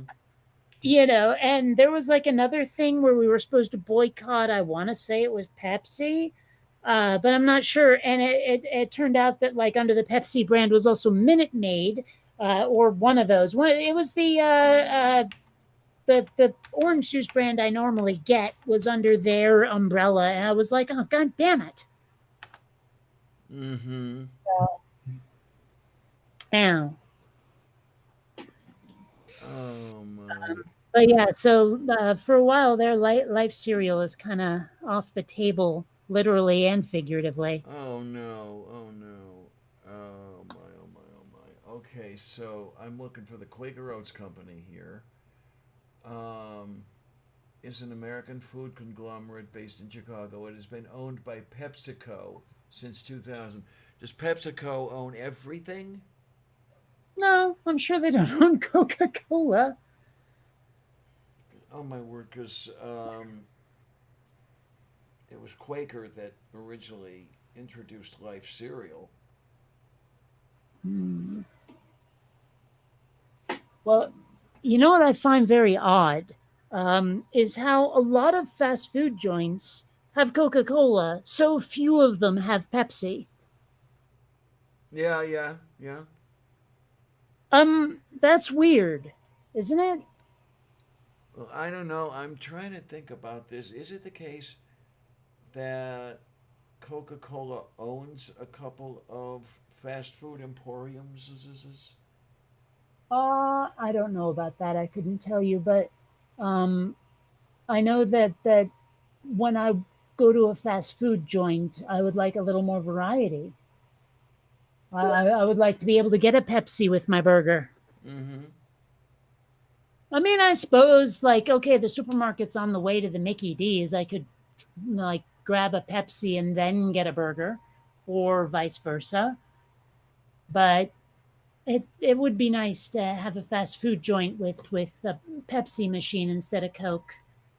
Well, I remember a time when the places actually offered you a choice. They had both. Would I you like? wonder if that's illegal. Are there regulations you can't have both?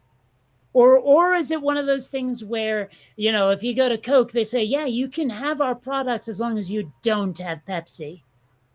I have to wonder if that might be the whole thing. Yeah, you've got the exclusivity in the contracts and everything. Yeah, I wonder. Yeah. Well, let's see. Um,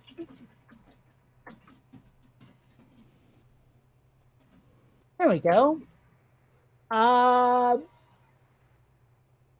yes. Yes, it is in the contract that they have to stick with one supplier. Okay then. Yep. But that does not appear to be a law.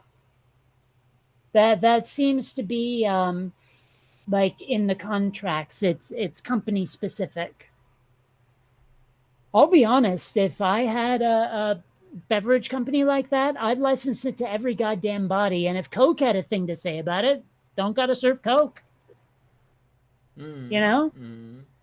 Like I'd be, yeah, you can have my stuff and any other goddamn brand. I don't care. If people like my stuff, they'll buy it. If they don't, they won't. Whatever.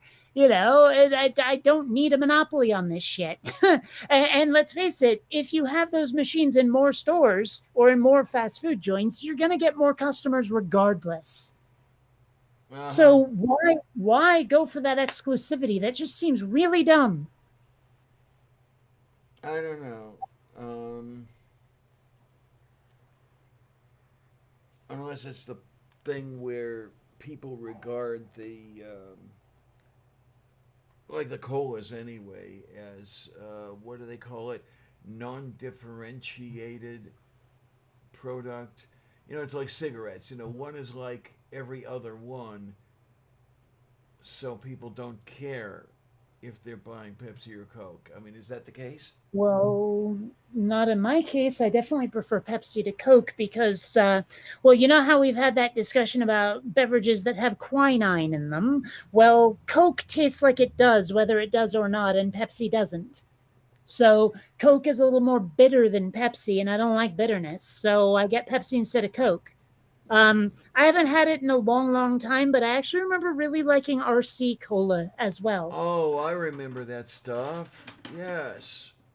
I should go to the store and see if I can buy a smallish size of it. Like I think I've only seen 12 packs, which I find very annoying. But I'd love to try it again and see if it's as I remember. Oh my. Royal Crown Cola. Yarp.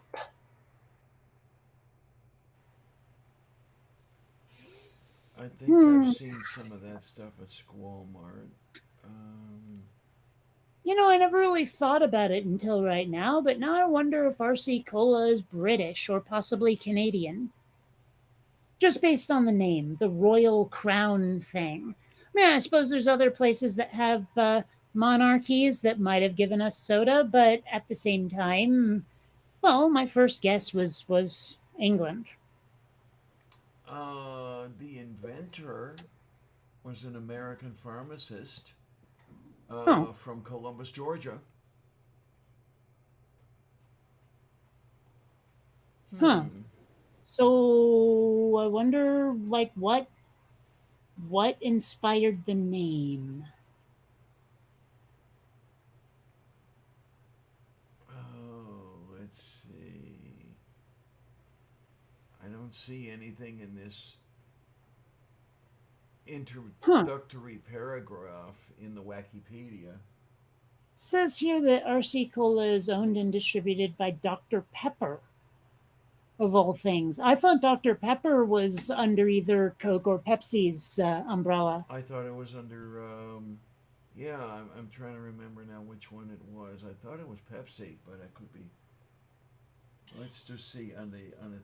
And from this Wikipedia article here, they say that it's clearly Dr. Pepper. It's what? Oh, that. Yeah. Okay. Yeah. Yeah. Yeah. But I'm trying to. There is nothing here that says why it's named. Oh, wait a minute. Oh no, never mind. That acronym is not what I thought it might be. Um, huh.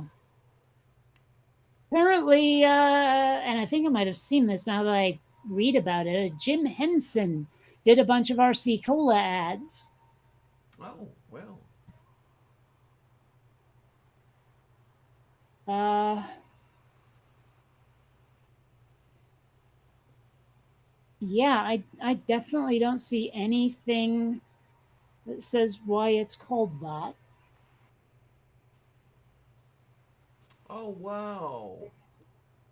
Well, Mage, I said Coke tastes like it has quinine in it, whether it does or not. The point is that it's the same sort of bitterness, and I don't get it from Pepsi. So either Pepsi is masking the bitterness from the quinine, or they use less quinine, or they only use it in some products and not in the cola. I don't know, but what I do know is it doesn't taste like it, where Coke does. And this is craziness over here in this article, the Wikipedia. Um, in 1954, Royal Crown was the first company to sell soft drinks in a can. Later, the first company to sell soft drinks in an aluminium can. In 1958, the company introduced the first Diet Cola, Diet Right.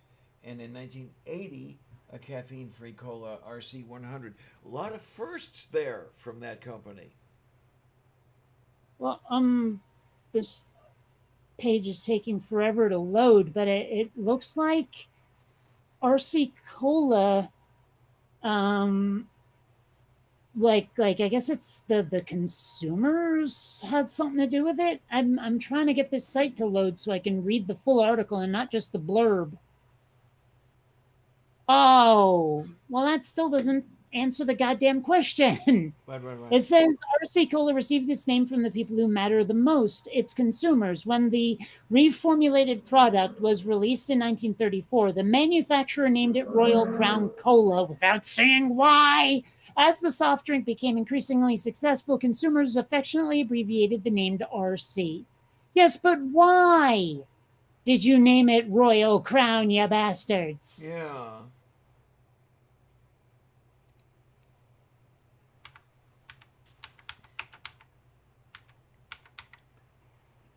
Ugh.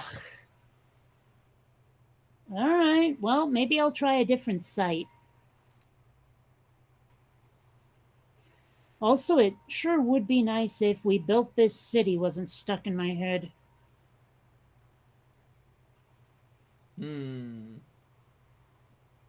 Well, it would. Oh, wow. Okay.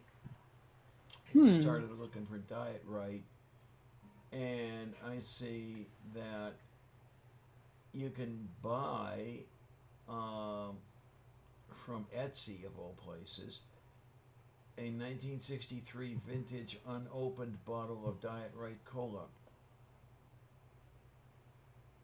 I'm just trying to imagine a bottle of cola sitting in someone's basement for 57 years.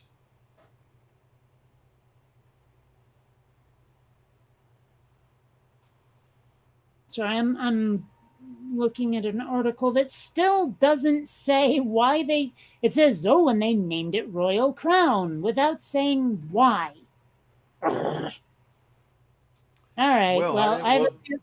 Well, I have they. a feeling nobody knows. I was just thinking that it's entirely possible because if that article is reading the way I'm hearing it, he named it that and just didn't tell anybody. He says, "I'm not going to tell you why I'm doing this. I'm just going to do it." No, huh? Yeah. Well, no, I mean that seems to be what's going on. Is like whatever inspired it was either never said, never written down, never remembered, or maybe I don't know. Maybe he never told anybody. I don't know. Wait a minute. On the same line of things that's showing me the 57-year-old bottle of Diet Cola, there's a bottle of dirt soda. What? Oh, well, yeah, I've tried it. It's unpleasant. Or wait, maybe it wasn't the dirt soda. Maybe it was the grass soda. I can't remember. There's a video of me doing an unboxing of all those sodas, and actually, I was joined by Stool at one point. Oh, was dirt in there? Okay, I remember you. I don't remember. Well, that's the thing. I don't remember if dirt was in there. I know grass was. I don't remember if dirt was. Okay, because yeah, I remember that video. Yeah, I know that dirt was on the same page as grass when I was like deciding what to put on my wish list, but I don't remember everything I put on there. Alrighty.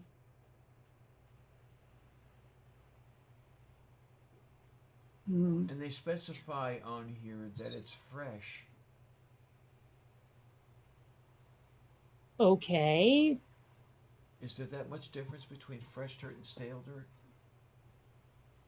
Well, maybe it's dirt that hasn't been peed on by a dog yet. Maybe it was recently rototillered. There you go. There you go.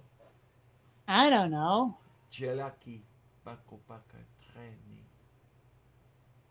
Wow, it's funny because there is a word that keeps coming up on these RC Cola searches that I remember hearing a couple of times, but I never really understood. Like, is it Nehru jacket? And Oh, the one that the Indian Prime Minister made famous. I honestly don't know. NEHRU or something like that. Yeah, Yeah. that's it. That's it. Yeah, yeah, yeah, yeah, yeah. Ow, it has that well, it's like a sleeveless shirt, or is it just the sleeves are different colors? I can't tell. Because it might be just a really tall vest.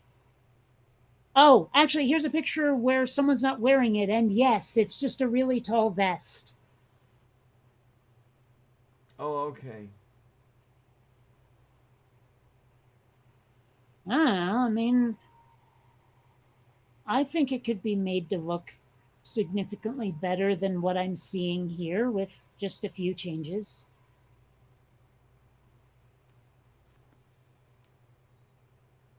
Huh.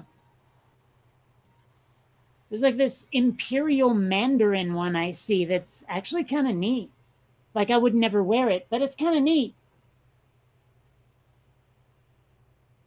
Moo. It has that Banana Republic look to it. Yeah, okay. This is the son of a dictator. You know, that's where my brain goes looking at that. But like, if I was gonna cast the villain in a movie, he'd be wearing this if he was foppish. Alrighty, that Like, sounds did you haven't seen Firefly, have you? new. There was this one episode where Mal has to go with Kaylee to this high society party where he is so out of his element, and he ends up having to fight a duel with this guy named Atherton, and he would so wear this thing. I mean, you have no idea. If he was at some big official government function, he'd be wearing that goddamn shirt or jacket or whatever the hell it was. Alrighty then. Ew, ranch dressing soda? Ew. Double ew.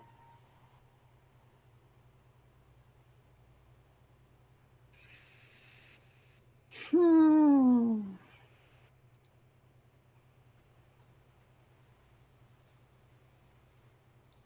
Jawaharlal Nehru. Jawaharlal Nehru. Okay. I don't know. Maybe it's stupid, but I've been seriously considering just going out to the local dyke bar and seeing what happens. Moo. I mean, I'm still a little worried about the Delta variant, obviously, but I mean, at the same time, and also I don't really drink anymore, but damn it, I need to get out and do something social. Been cooped up too long. Yeah, plagues will do that to you, won't they? Uh-huh.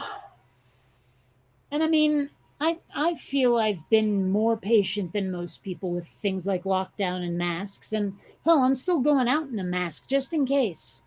I mean, for all I know, I've like encountered the Delta variant, and the vaccine killed it off, but not before I breathed it on everyone at the grocery store. So I'm wearing a mask just as courtesy. Okay, that. Ow. Honey, those are sharp. So I'm being cold I don't now. know. I feel like I deserve a night out. And I mean, it's Tuesday, and Tuesdays and Thursdays often tend to be ladies' nights, although this is a dyke bar, so every night's ladies' night, really. There you go. What, honey? I don't know. What? What? This is cat. Yeah.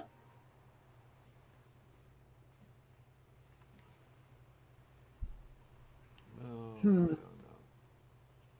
We've got shot number 23 re-rendering right now, and it's looking pretty good.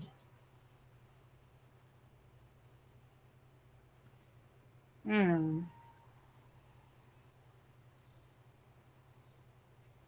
Um, What? 23. This is the shot where uh, wow, why am I blanking? Rhea and Cass get out of the elevator, and there's a lot of lighting effects and stuff going on. I don't know. It's looking pretty good so far. Yay! I think it's yay. Well, no, I can show you a little bit of it if you wanna. Uh, Now these are still just still frames, so I have to show them in my like my image viewing software. Um, and it's not fully complete. So yeah, the chick with the purple hair there. Guess who's voicing that one? Nobody I know, right? Oh, of course not. But no, I mean if I go to the original, just so I can show you for a comparison. Hold on, let's see. Where is it? Shot 23 non revised edition. There, you can see it's much brighter, but uh, some of the shadows are now missing on the ground. And in some ways, it feels a little washed out, honestly. And my original intention for this was to have a sort of a dark place, like a cross between the cantina in Star Wars and a beatnik coffee house, right? okay. And so the fact that it's darker in the revised version is important and intentional, because originally when it was going to be photo real it looked like that, Oh my. like before I switched to tune shaded, it looked like this. And the original version of shot 23 and all the others surrounding it didn't have this darkness to it, right? And I wanted to try to get that with the tune shaded version, and I think I'm managing it. I'm not sure. Okay Yeah, then. this image is actually in a test render folder that has a lot of stuff in it. Like that's what Quinn used to look like before I went tune shaded. He had more of the butt chin, more of the Superman and the tick going on. Little Jerry Anderson ish, actually, to my eyes. Well, he wouldn't have been when he was animated, but the point being, I changed him a smidge. You may have noticed. Yes, a Um, little bit. yeah. I don't know what the hell that one's for. That's the guy that Aaron Raw is going to be playing. Alrighty. Yep, I already have his voice files. I just have to get to his scenes, which are at the very end. And he'll be, yeah. What's weird to me is someone said this looked like a woman in drab. I was like, really? Does Nah. that look feminine to you? No. I was boggled too. But yeah, so I love this one. I mean, I don't know. Is it weird to love your own work? But I really do love this one. It's very picturesque. Rather 2001 ish. Oh, maybe a little. Yeah. Well, you remember I was talking like a couple of sessions ago about trying to make something that looks like it could have grown out of NASA technology, but is much more high tech. The one on the left is Quinn's ship, and I think that is at least a little bit close. Okay then. Like I could see that being the future from NASA. Like I could see this being a descendant of the space shuttle. Mm-hmm. Okay. Although you know what's funny, there was this one artist who was making spaceships out of household items. Like he'd put household items together, or even just take one, and then start like redrawing it as if it were a spaceship, and it really works. Quinn's ship is based on a set of binoculars my dad had. Okay, I can kind of see it. They were the sort where they actually split in the middle so you can bend it to fit your eyes. Yeah, huh? But like it was not your standard binoculars. It was different. I don't know. But that's what I based it upon. That's the one that's based on the adapter. Moo, Right. the It's based gender on that. changer. Yeah. It's based on that and it yeah. I don't know. I may or may not use this actually in the animation. It might be too easily identified for what it is by most people. I don't know. I recognized it as a gender changer if that means anything. Oh, I had to throw in those giant reel to reel things in the laboratory. I had to. Okay. There was just no choice. And of course, had to have the rings from the engines. There was no choice in that Oh, either. the old George Jetson stuff. Yep, exactly. Also, that ship is based on a Lego set that I saw once. Oh, well. Yeah. I mean, it's not exactly the same, but similar. That's the Marital Aid spaceship, of course. That one's based on my trackball mouse.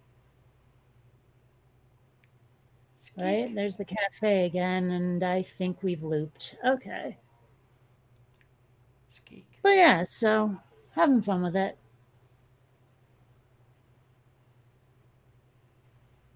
Yeah, I actually have this like absolutely gigantic folder just full of reference art for inspiration.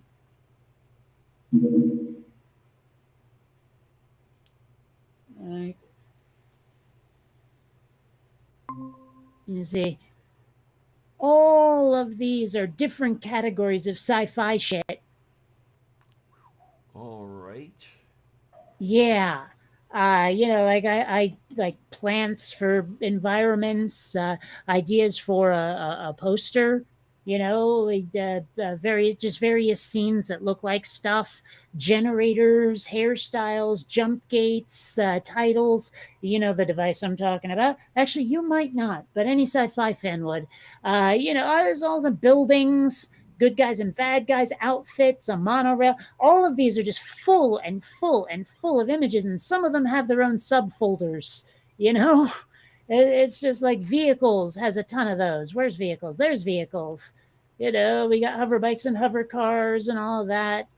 I think outfits might have a few extras. Yeah, like here, asteroid base, docking bay, interior, and here's all the exteriors of space stations.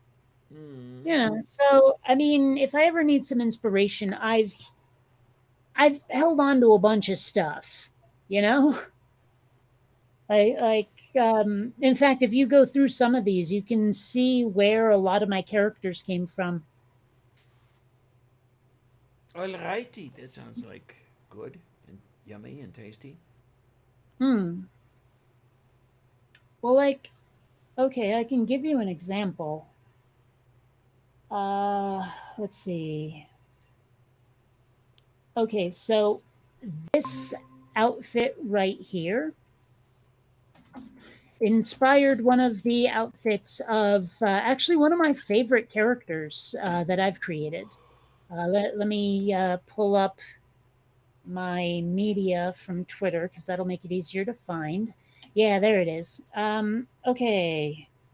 What am I sharing? Am I sharing? Nope, not that one. That one. There it is. Okay, so this outfit inspired that character. Oh. You see? So lots of little things like that. And actually, I was a little surprised when I was building this character. Did not know she would be that hot. Okay. I mean, I'm sorry. I was looking at her when I made her thinking, and nah, wow. But maybe that's just me. I don't know. Maybe I'm weird. Yeah, well, we knew that. Well, okay, maybe I'm a specific kind of weird. Okay, that's getting better. Yep. I'm just saying.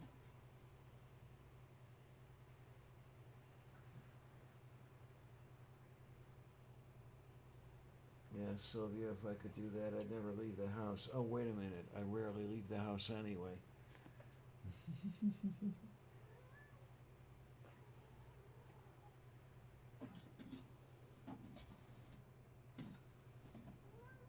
Mel? Mel? Sorry, someone was right on the internet, and I had to thank them. Oh, yay. So that does happen. That's amazing. Yeah. What, honey? Well, I mean, actually, someone today gave me a really big amount of help. Um, like, I decided to do an art project that was sort of like the Back to the Future case for the plutonium and all that. Moo. Moo.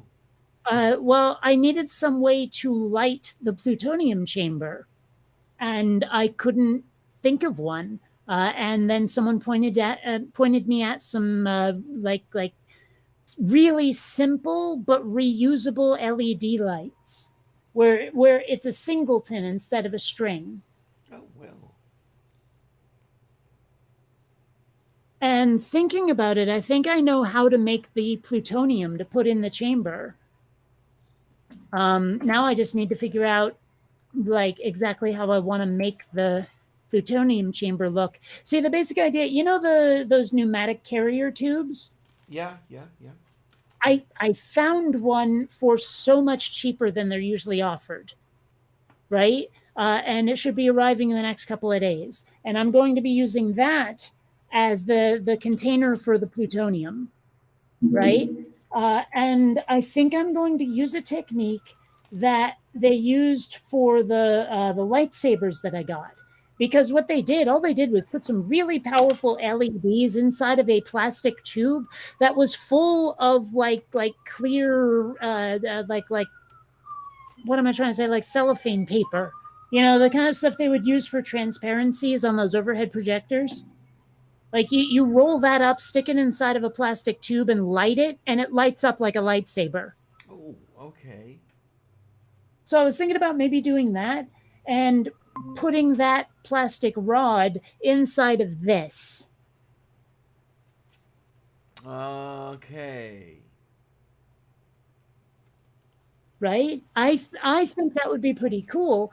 And somebody online, somebody on Twitter, pointed me at those dirt ass cheap lights. And I was like, wow, $5 for two of these LEDs? And you can even replace the batteries? Gimme. Because I was actually thinking about like the plutonium rod was going to be maybe full of a liquid or something. But now that I have these LEDs, I can make it light up like the thing that sticks to Homer at the beginning of The Simpsons. Yeah, yeah, yeah. Now, So, now all you need is the U-238 and a neutron source. okay, why would I need any of that? To make the plutonium. Okay, did you actually see Back to the Future? Yeah, I did. Okay, well, that's what I'm going for. I don't need more than this. Because the idea, I'm getting that case that has the butterfly clamps that are recessed into it. I'll have to paint it yellow, but I'll give that a whirl. And then I'll take this thing right here, cut out I'll have some foam inside the case. I'll cut out something this size and stick that inside the case. This will have that glowing rod inside of it, you see. Mm-hmm. And there we have my container of plutonium. Here we go. So anyway, yeah, that's just, oh, and I also need some radiation decals. I should see like what it takes to get those, because I've seen some that were like super expensive, and I don't want those. So Nobody's got cheap trefoils? well, it's not that.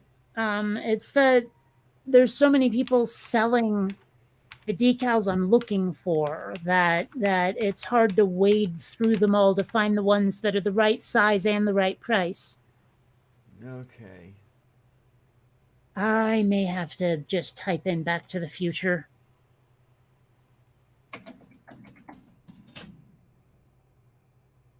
Ah, geez, of course it pulls up everything else. Of course. Maybe I should try sticker instead of decal. Or maybe I should try not on Amazon. I'll probably find this stuff better on like Etsy.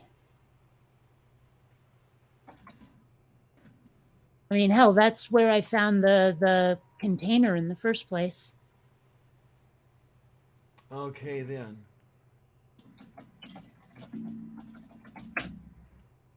No, no, these are all the circular ones. I need the ones that are in like diamonds. All right, let's just try on Google in general.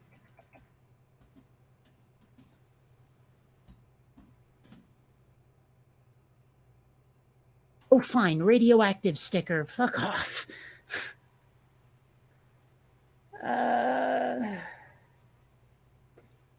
Oh, well, I see them. Oh man, which? Oh, oh no, that's the whole case. Never mind. I was like, why would anyone charge $43 for that sticker? Man, they're kind of expensive. Alrighty. So Well, I mean, like $5 for a sticker seems excessive. yeah. Plus, there's like obviously going to be some shipping as well. Let me try Etsy again, but this time use radioactive instead of radiation.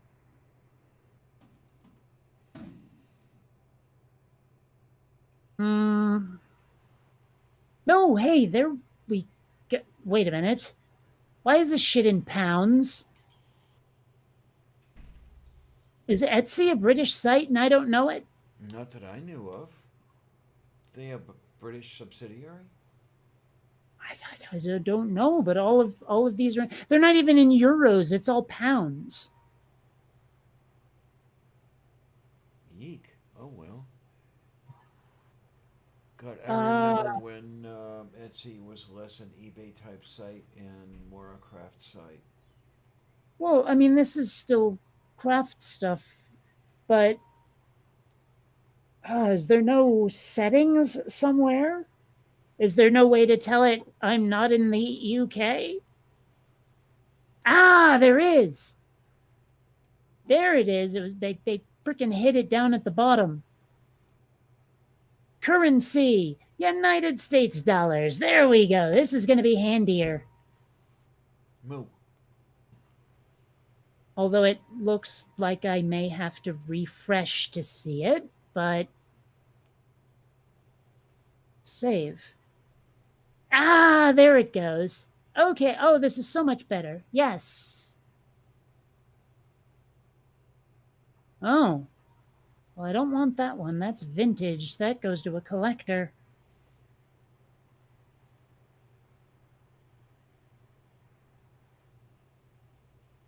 Wonder how much paint costs. Paint. What? Like Benjamin Moore house paint? More or less, yeah. I mean, like that case that's arriving, I need to paint it yellow because it's going to show up black.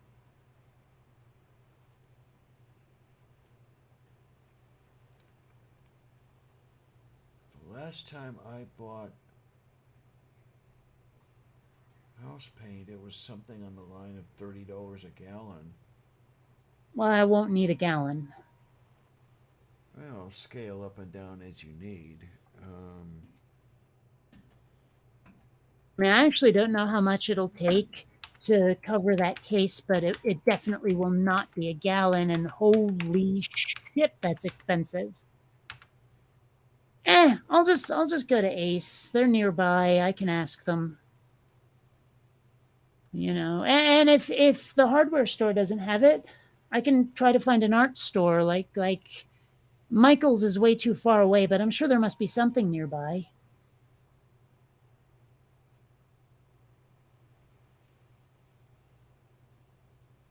Oh, all of that is for 10 of them. Oh, I'll pay $5 for 10 of these.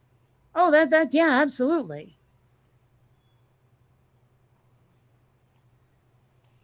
Okay, so that's moo. Yeah. Okay. Oh, I will all kinds of yeah. All right, buy it now. Well, okay, $6 with shipping. Oh dear. Hell, where's Fremont in California that I could just go there and get them?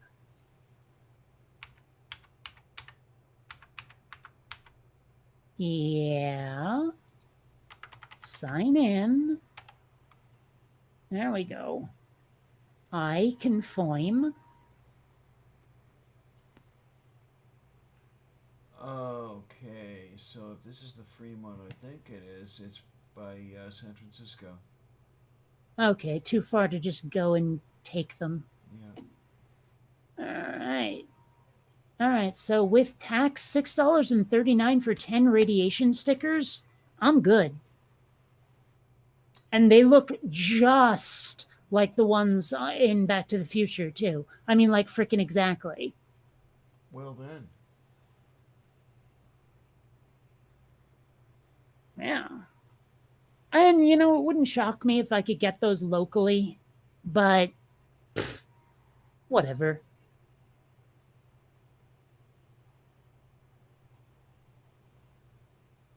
Yep.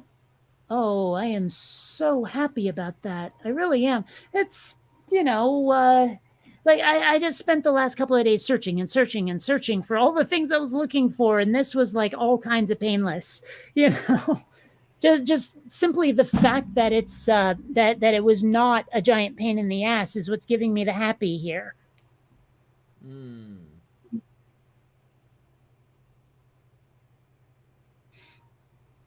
Mhm.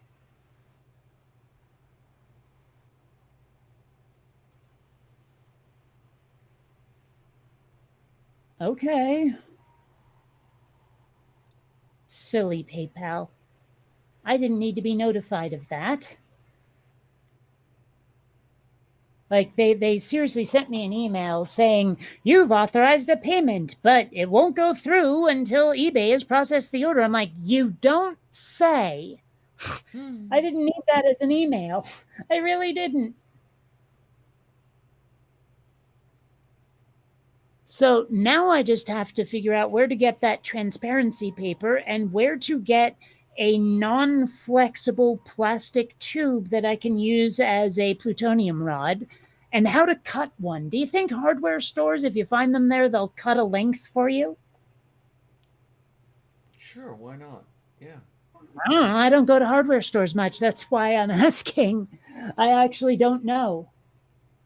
I mean, I could imagine that a decent hardware store, something like an Ace, might actually do it. Yeah. I mean, I'm sure they have what I'm looking for. I'm just not sure whether you can get it in custom lengths. And if not, what I would need to buy to be able to cut a custom length, because I don't think I have a saw. I might have like some tin snips, maybe, but I definitely don't have a saw.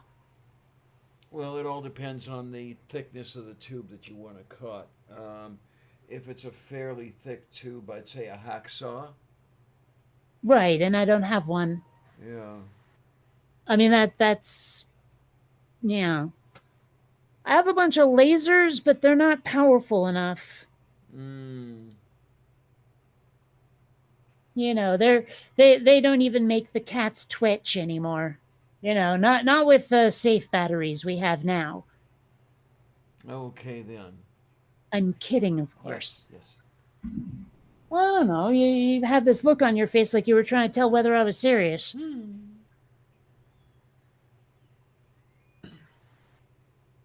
But I don't know. I mean, I think before I even go to the hardware store to get that plastic tubing, I should wait for the thing to arrive. You know, Yeah, the maybe. carrier, the pneumatic carrier. Because And I don't like they wrote the dimensions on the page where I bought it, but I'm not actually sure if those are interior dimensions I or was I exterior. was just about to And say that. Yes. Hmm. and yeah, so it just seems like a good idea to wait before I buy anything that I don't know if it's gonna fit. Take delivery, stick a ruler in it, and go from there. Yeah. Hell, I could just take that little caddy thing, the pneumatic carrier, to the hardware store and say, let's cut something this length. Hmm. Yeah. Like, I mean, the those things open up. We can stick a little tube down into it and say, okay, mark this. That's how. That's where we need to cut. Sounds like shitloads of fun. It doesn't though. I mean, it'll be fun to have the finished product, but eh. Also, one thing I wasn't sure about. I mean, I showed you the picture of the pneumatic carrier. There were two of them in that picture. I'm not certain whether I'm about to get one or two of these things. I feel like it should only be one at the price I paid, but who knows? Who It might knows? be it might be both of the ones in the picture. If BOGO. there are two, that's going to be so cool because now I get to make two things of plutonium to put in the case. There you are. Well, either that or one of those carriers can be the trial run. Like, you know how the first pancake is always a throwaway? Yep. Well, that first carrier could be the one I make all my mistakes on. I've heard of worse ideas. Yeah.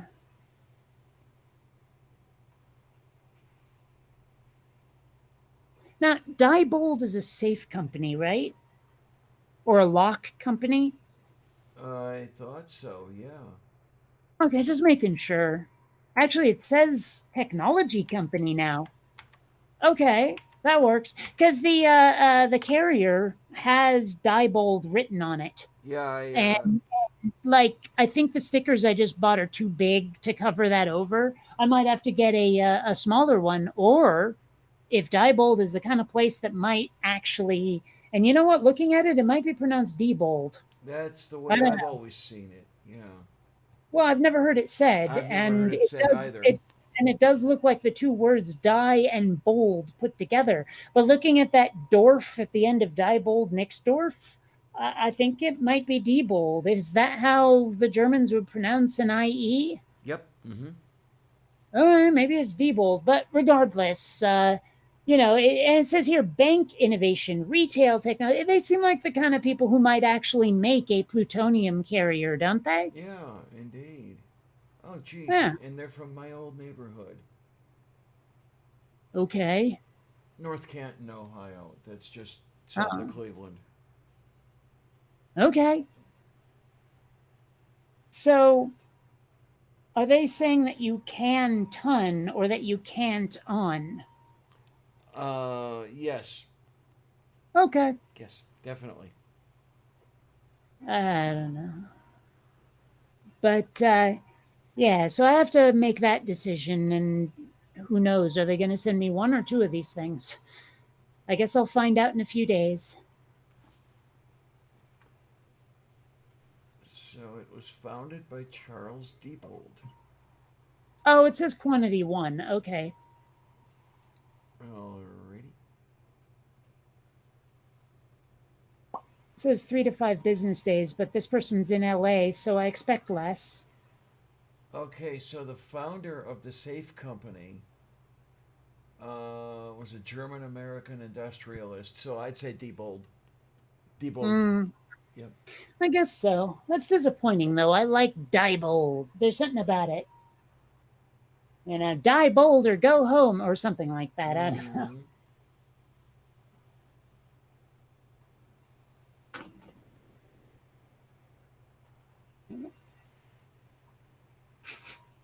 I don't know why. That makes me think of George Carlin, where he's talking about the motto, what is it, Maryland or something, where it's live free or die.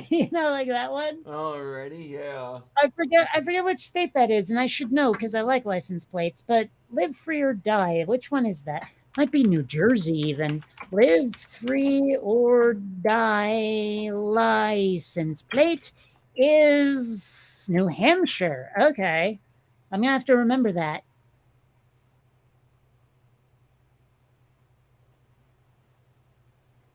Have you been following that thing that's going on? I think it's in Arkansas. I'm not sure, where people are like protesting having "In God We Trust" on the license plates, like Oh, yeah, by okay. default. They're demanding alternatives, but frankly, I think "In God We Trust" should have to be something you request. Yes, absolutely. Yeah, none Oh, of this default stuff. wow, most of what I've ordered should be arriving on Monday, on the 26th. Moo. Yeah. That'll be actually kind of cool to get it all at once and start doing the project right away. And Monday is a day when I have no commitments.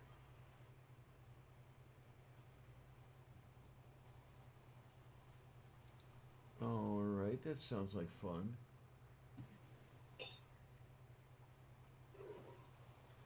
Skeptic Hmm. Mafia wants to know if I ever put banana in my food. Banana is food. Well, not anymore. I'm not allowed. Potassium, yes. Yeah, I'm not allowed to have bananas. But I'm still, I love that one line in The Big Bang Theory where Penny is saying to Amy, she's like, I've never seen anyone eat their banana lengthwise before. And she's like, my mom says that's the way nice girls do it. I'm tempted to do that the next time I like have a banana and an audience, is to eat it sideways. You know, just see if anyone notices. There you are. Maybe do that with a carrot. I don't know. Eat the middle of the burger first. Oh, jeez. Oh. That is fufu. No, it's food. Oh, that too. It's hamburgers. Oh, Lord. There's hamburgers with kafefe. There are the times that I sit here and I think he was he could never have been president of the United States, could he? And then I have to remember, but he was. Well, I take solace in the notion that he couldn't have been president when we were still a sane ish country. Like, you remember the height of his fame where he had, what was it, Art of the Deal and all that stuff. And Yep. he was like guest starring on talk shows and they even put him in Home Alone 2 and all that shit, right? Um, well, I like I don't think he could have been elected back then, even at the height of his general appeal to the public, where when he was running for president, people were really, really just cranky with him, you know? Mm-hmm. So I'm like, I wonder what would have happened if the Donald Trump of the 80s had been there in 2016, if we didn't have all that extra history with him and didn't know how scummy he was, or didn't know how scummy he was as much. You know what I'm saying? Yeah. Uh, I sincerely wonder what would have happened if that Donald Trump had been running. And I wonder how he would have run. Would he have run as a Democrat? Because I mean, he was hanging around with all the Democrats back in those days. Well, I seem to vaguely remember a quote from him somewhere between those days and now where he was actually saying if he ran, he'd run as a Republican because I forget the reasons, but Oh, I think it was because the something, Republicans are stupid. Yeah. yeah, something like that. And so I actually don't think he would run as a Democrat. Okay then. And I'm pretty sure the Democrats wouldn't accept him. Not even like back then. Cuz well, let's face it, like the Democrats that have existed during my lifetime have, if not been anti business, at least been very in favor of regulation and control, to make sure businesses can't just run off with everyone's lives and money. And then there was the Clinton administration. Yeah, well,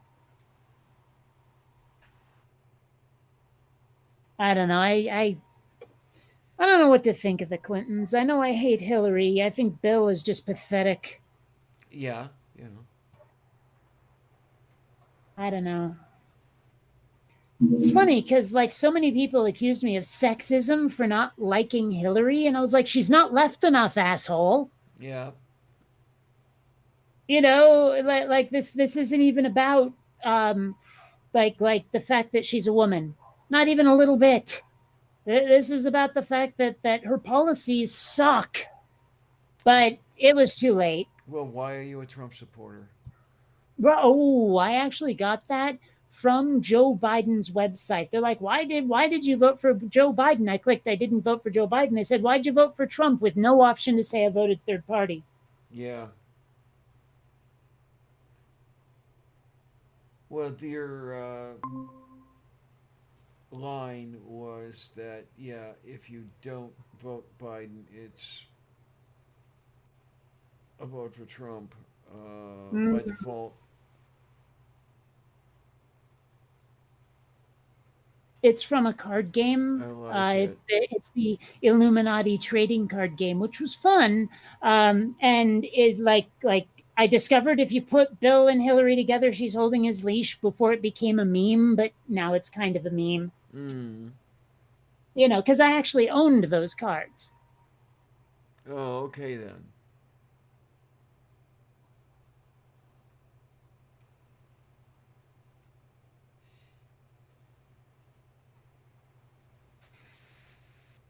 Hmm.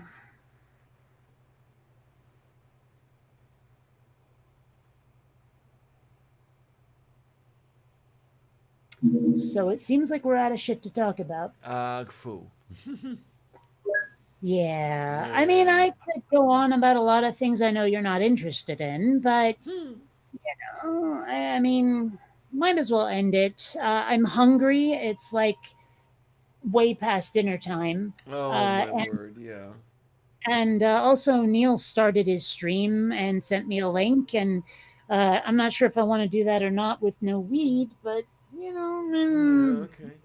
between that and dinner, I think I should go. Hell, I should use up that pasta sauce before it goes bad. Maybe I'll have vermicelli. Oh, that sounds tasty. Mm-hmm. Alrighty then. Yeah, and then Oh, and you'll like this. The pasta sauce is like tomato, onion, and garlic style. It's like all chunky and shit. oh man, that would be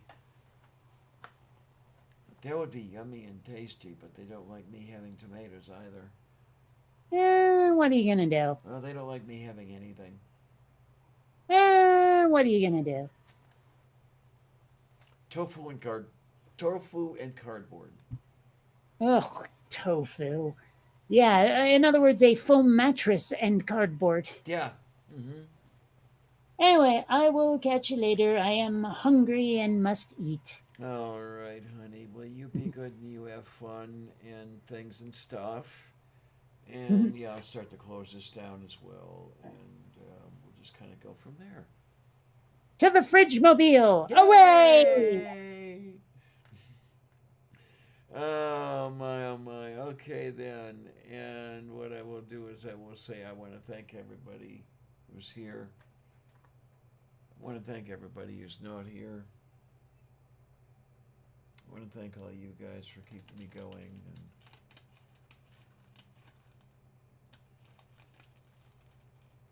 I can't help but think that someday I'll disappoint you, but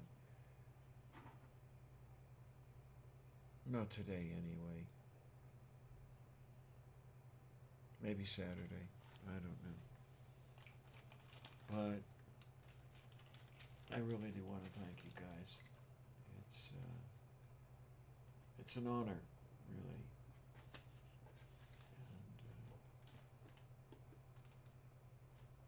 just too good to me. I don't understand it. But let's just take it from there. And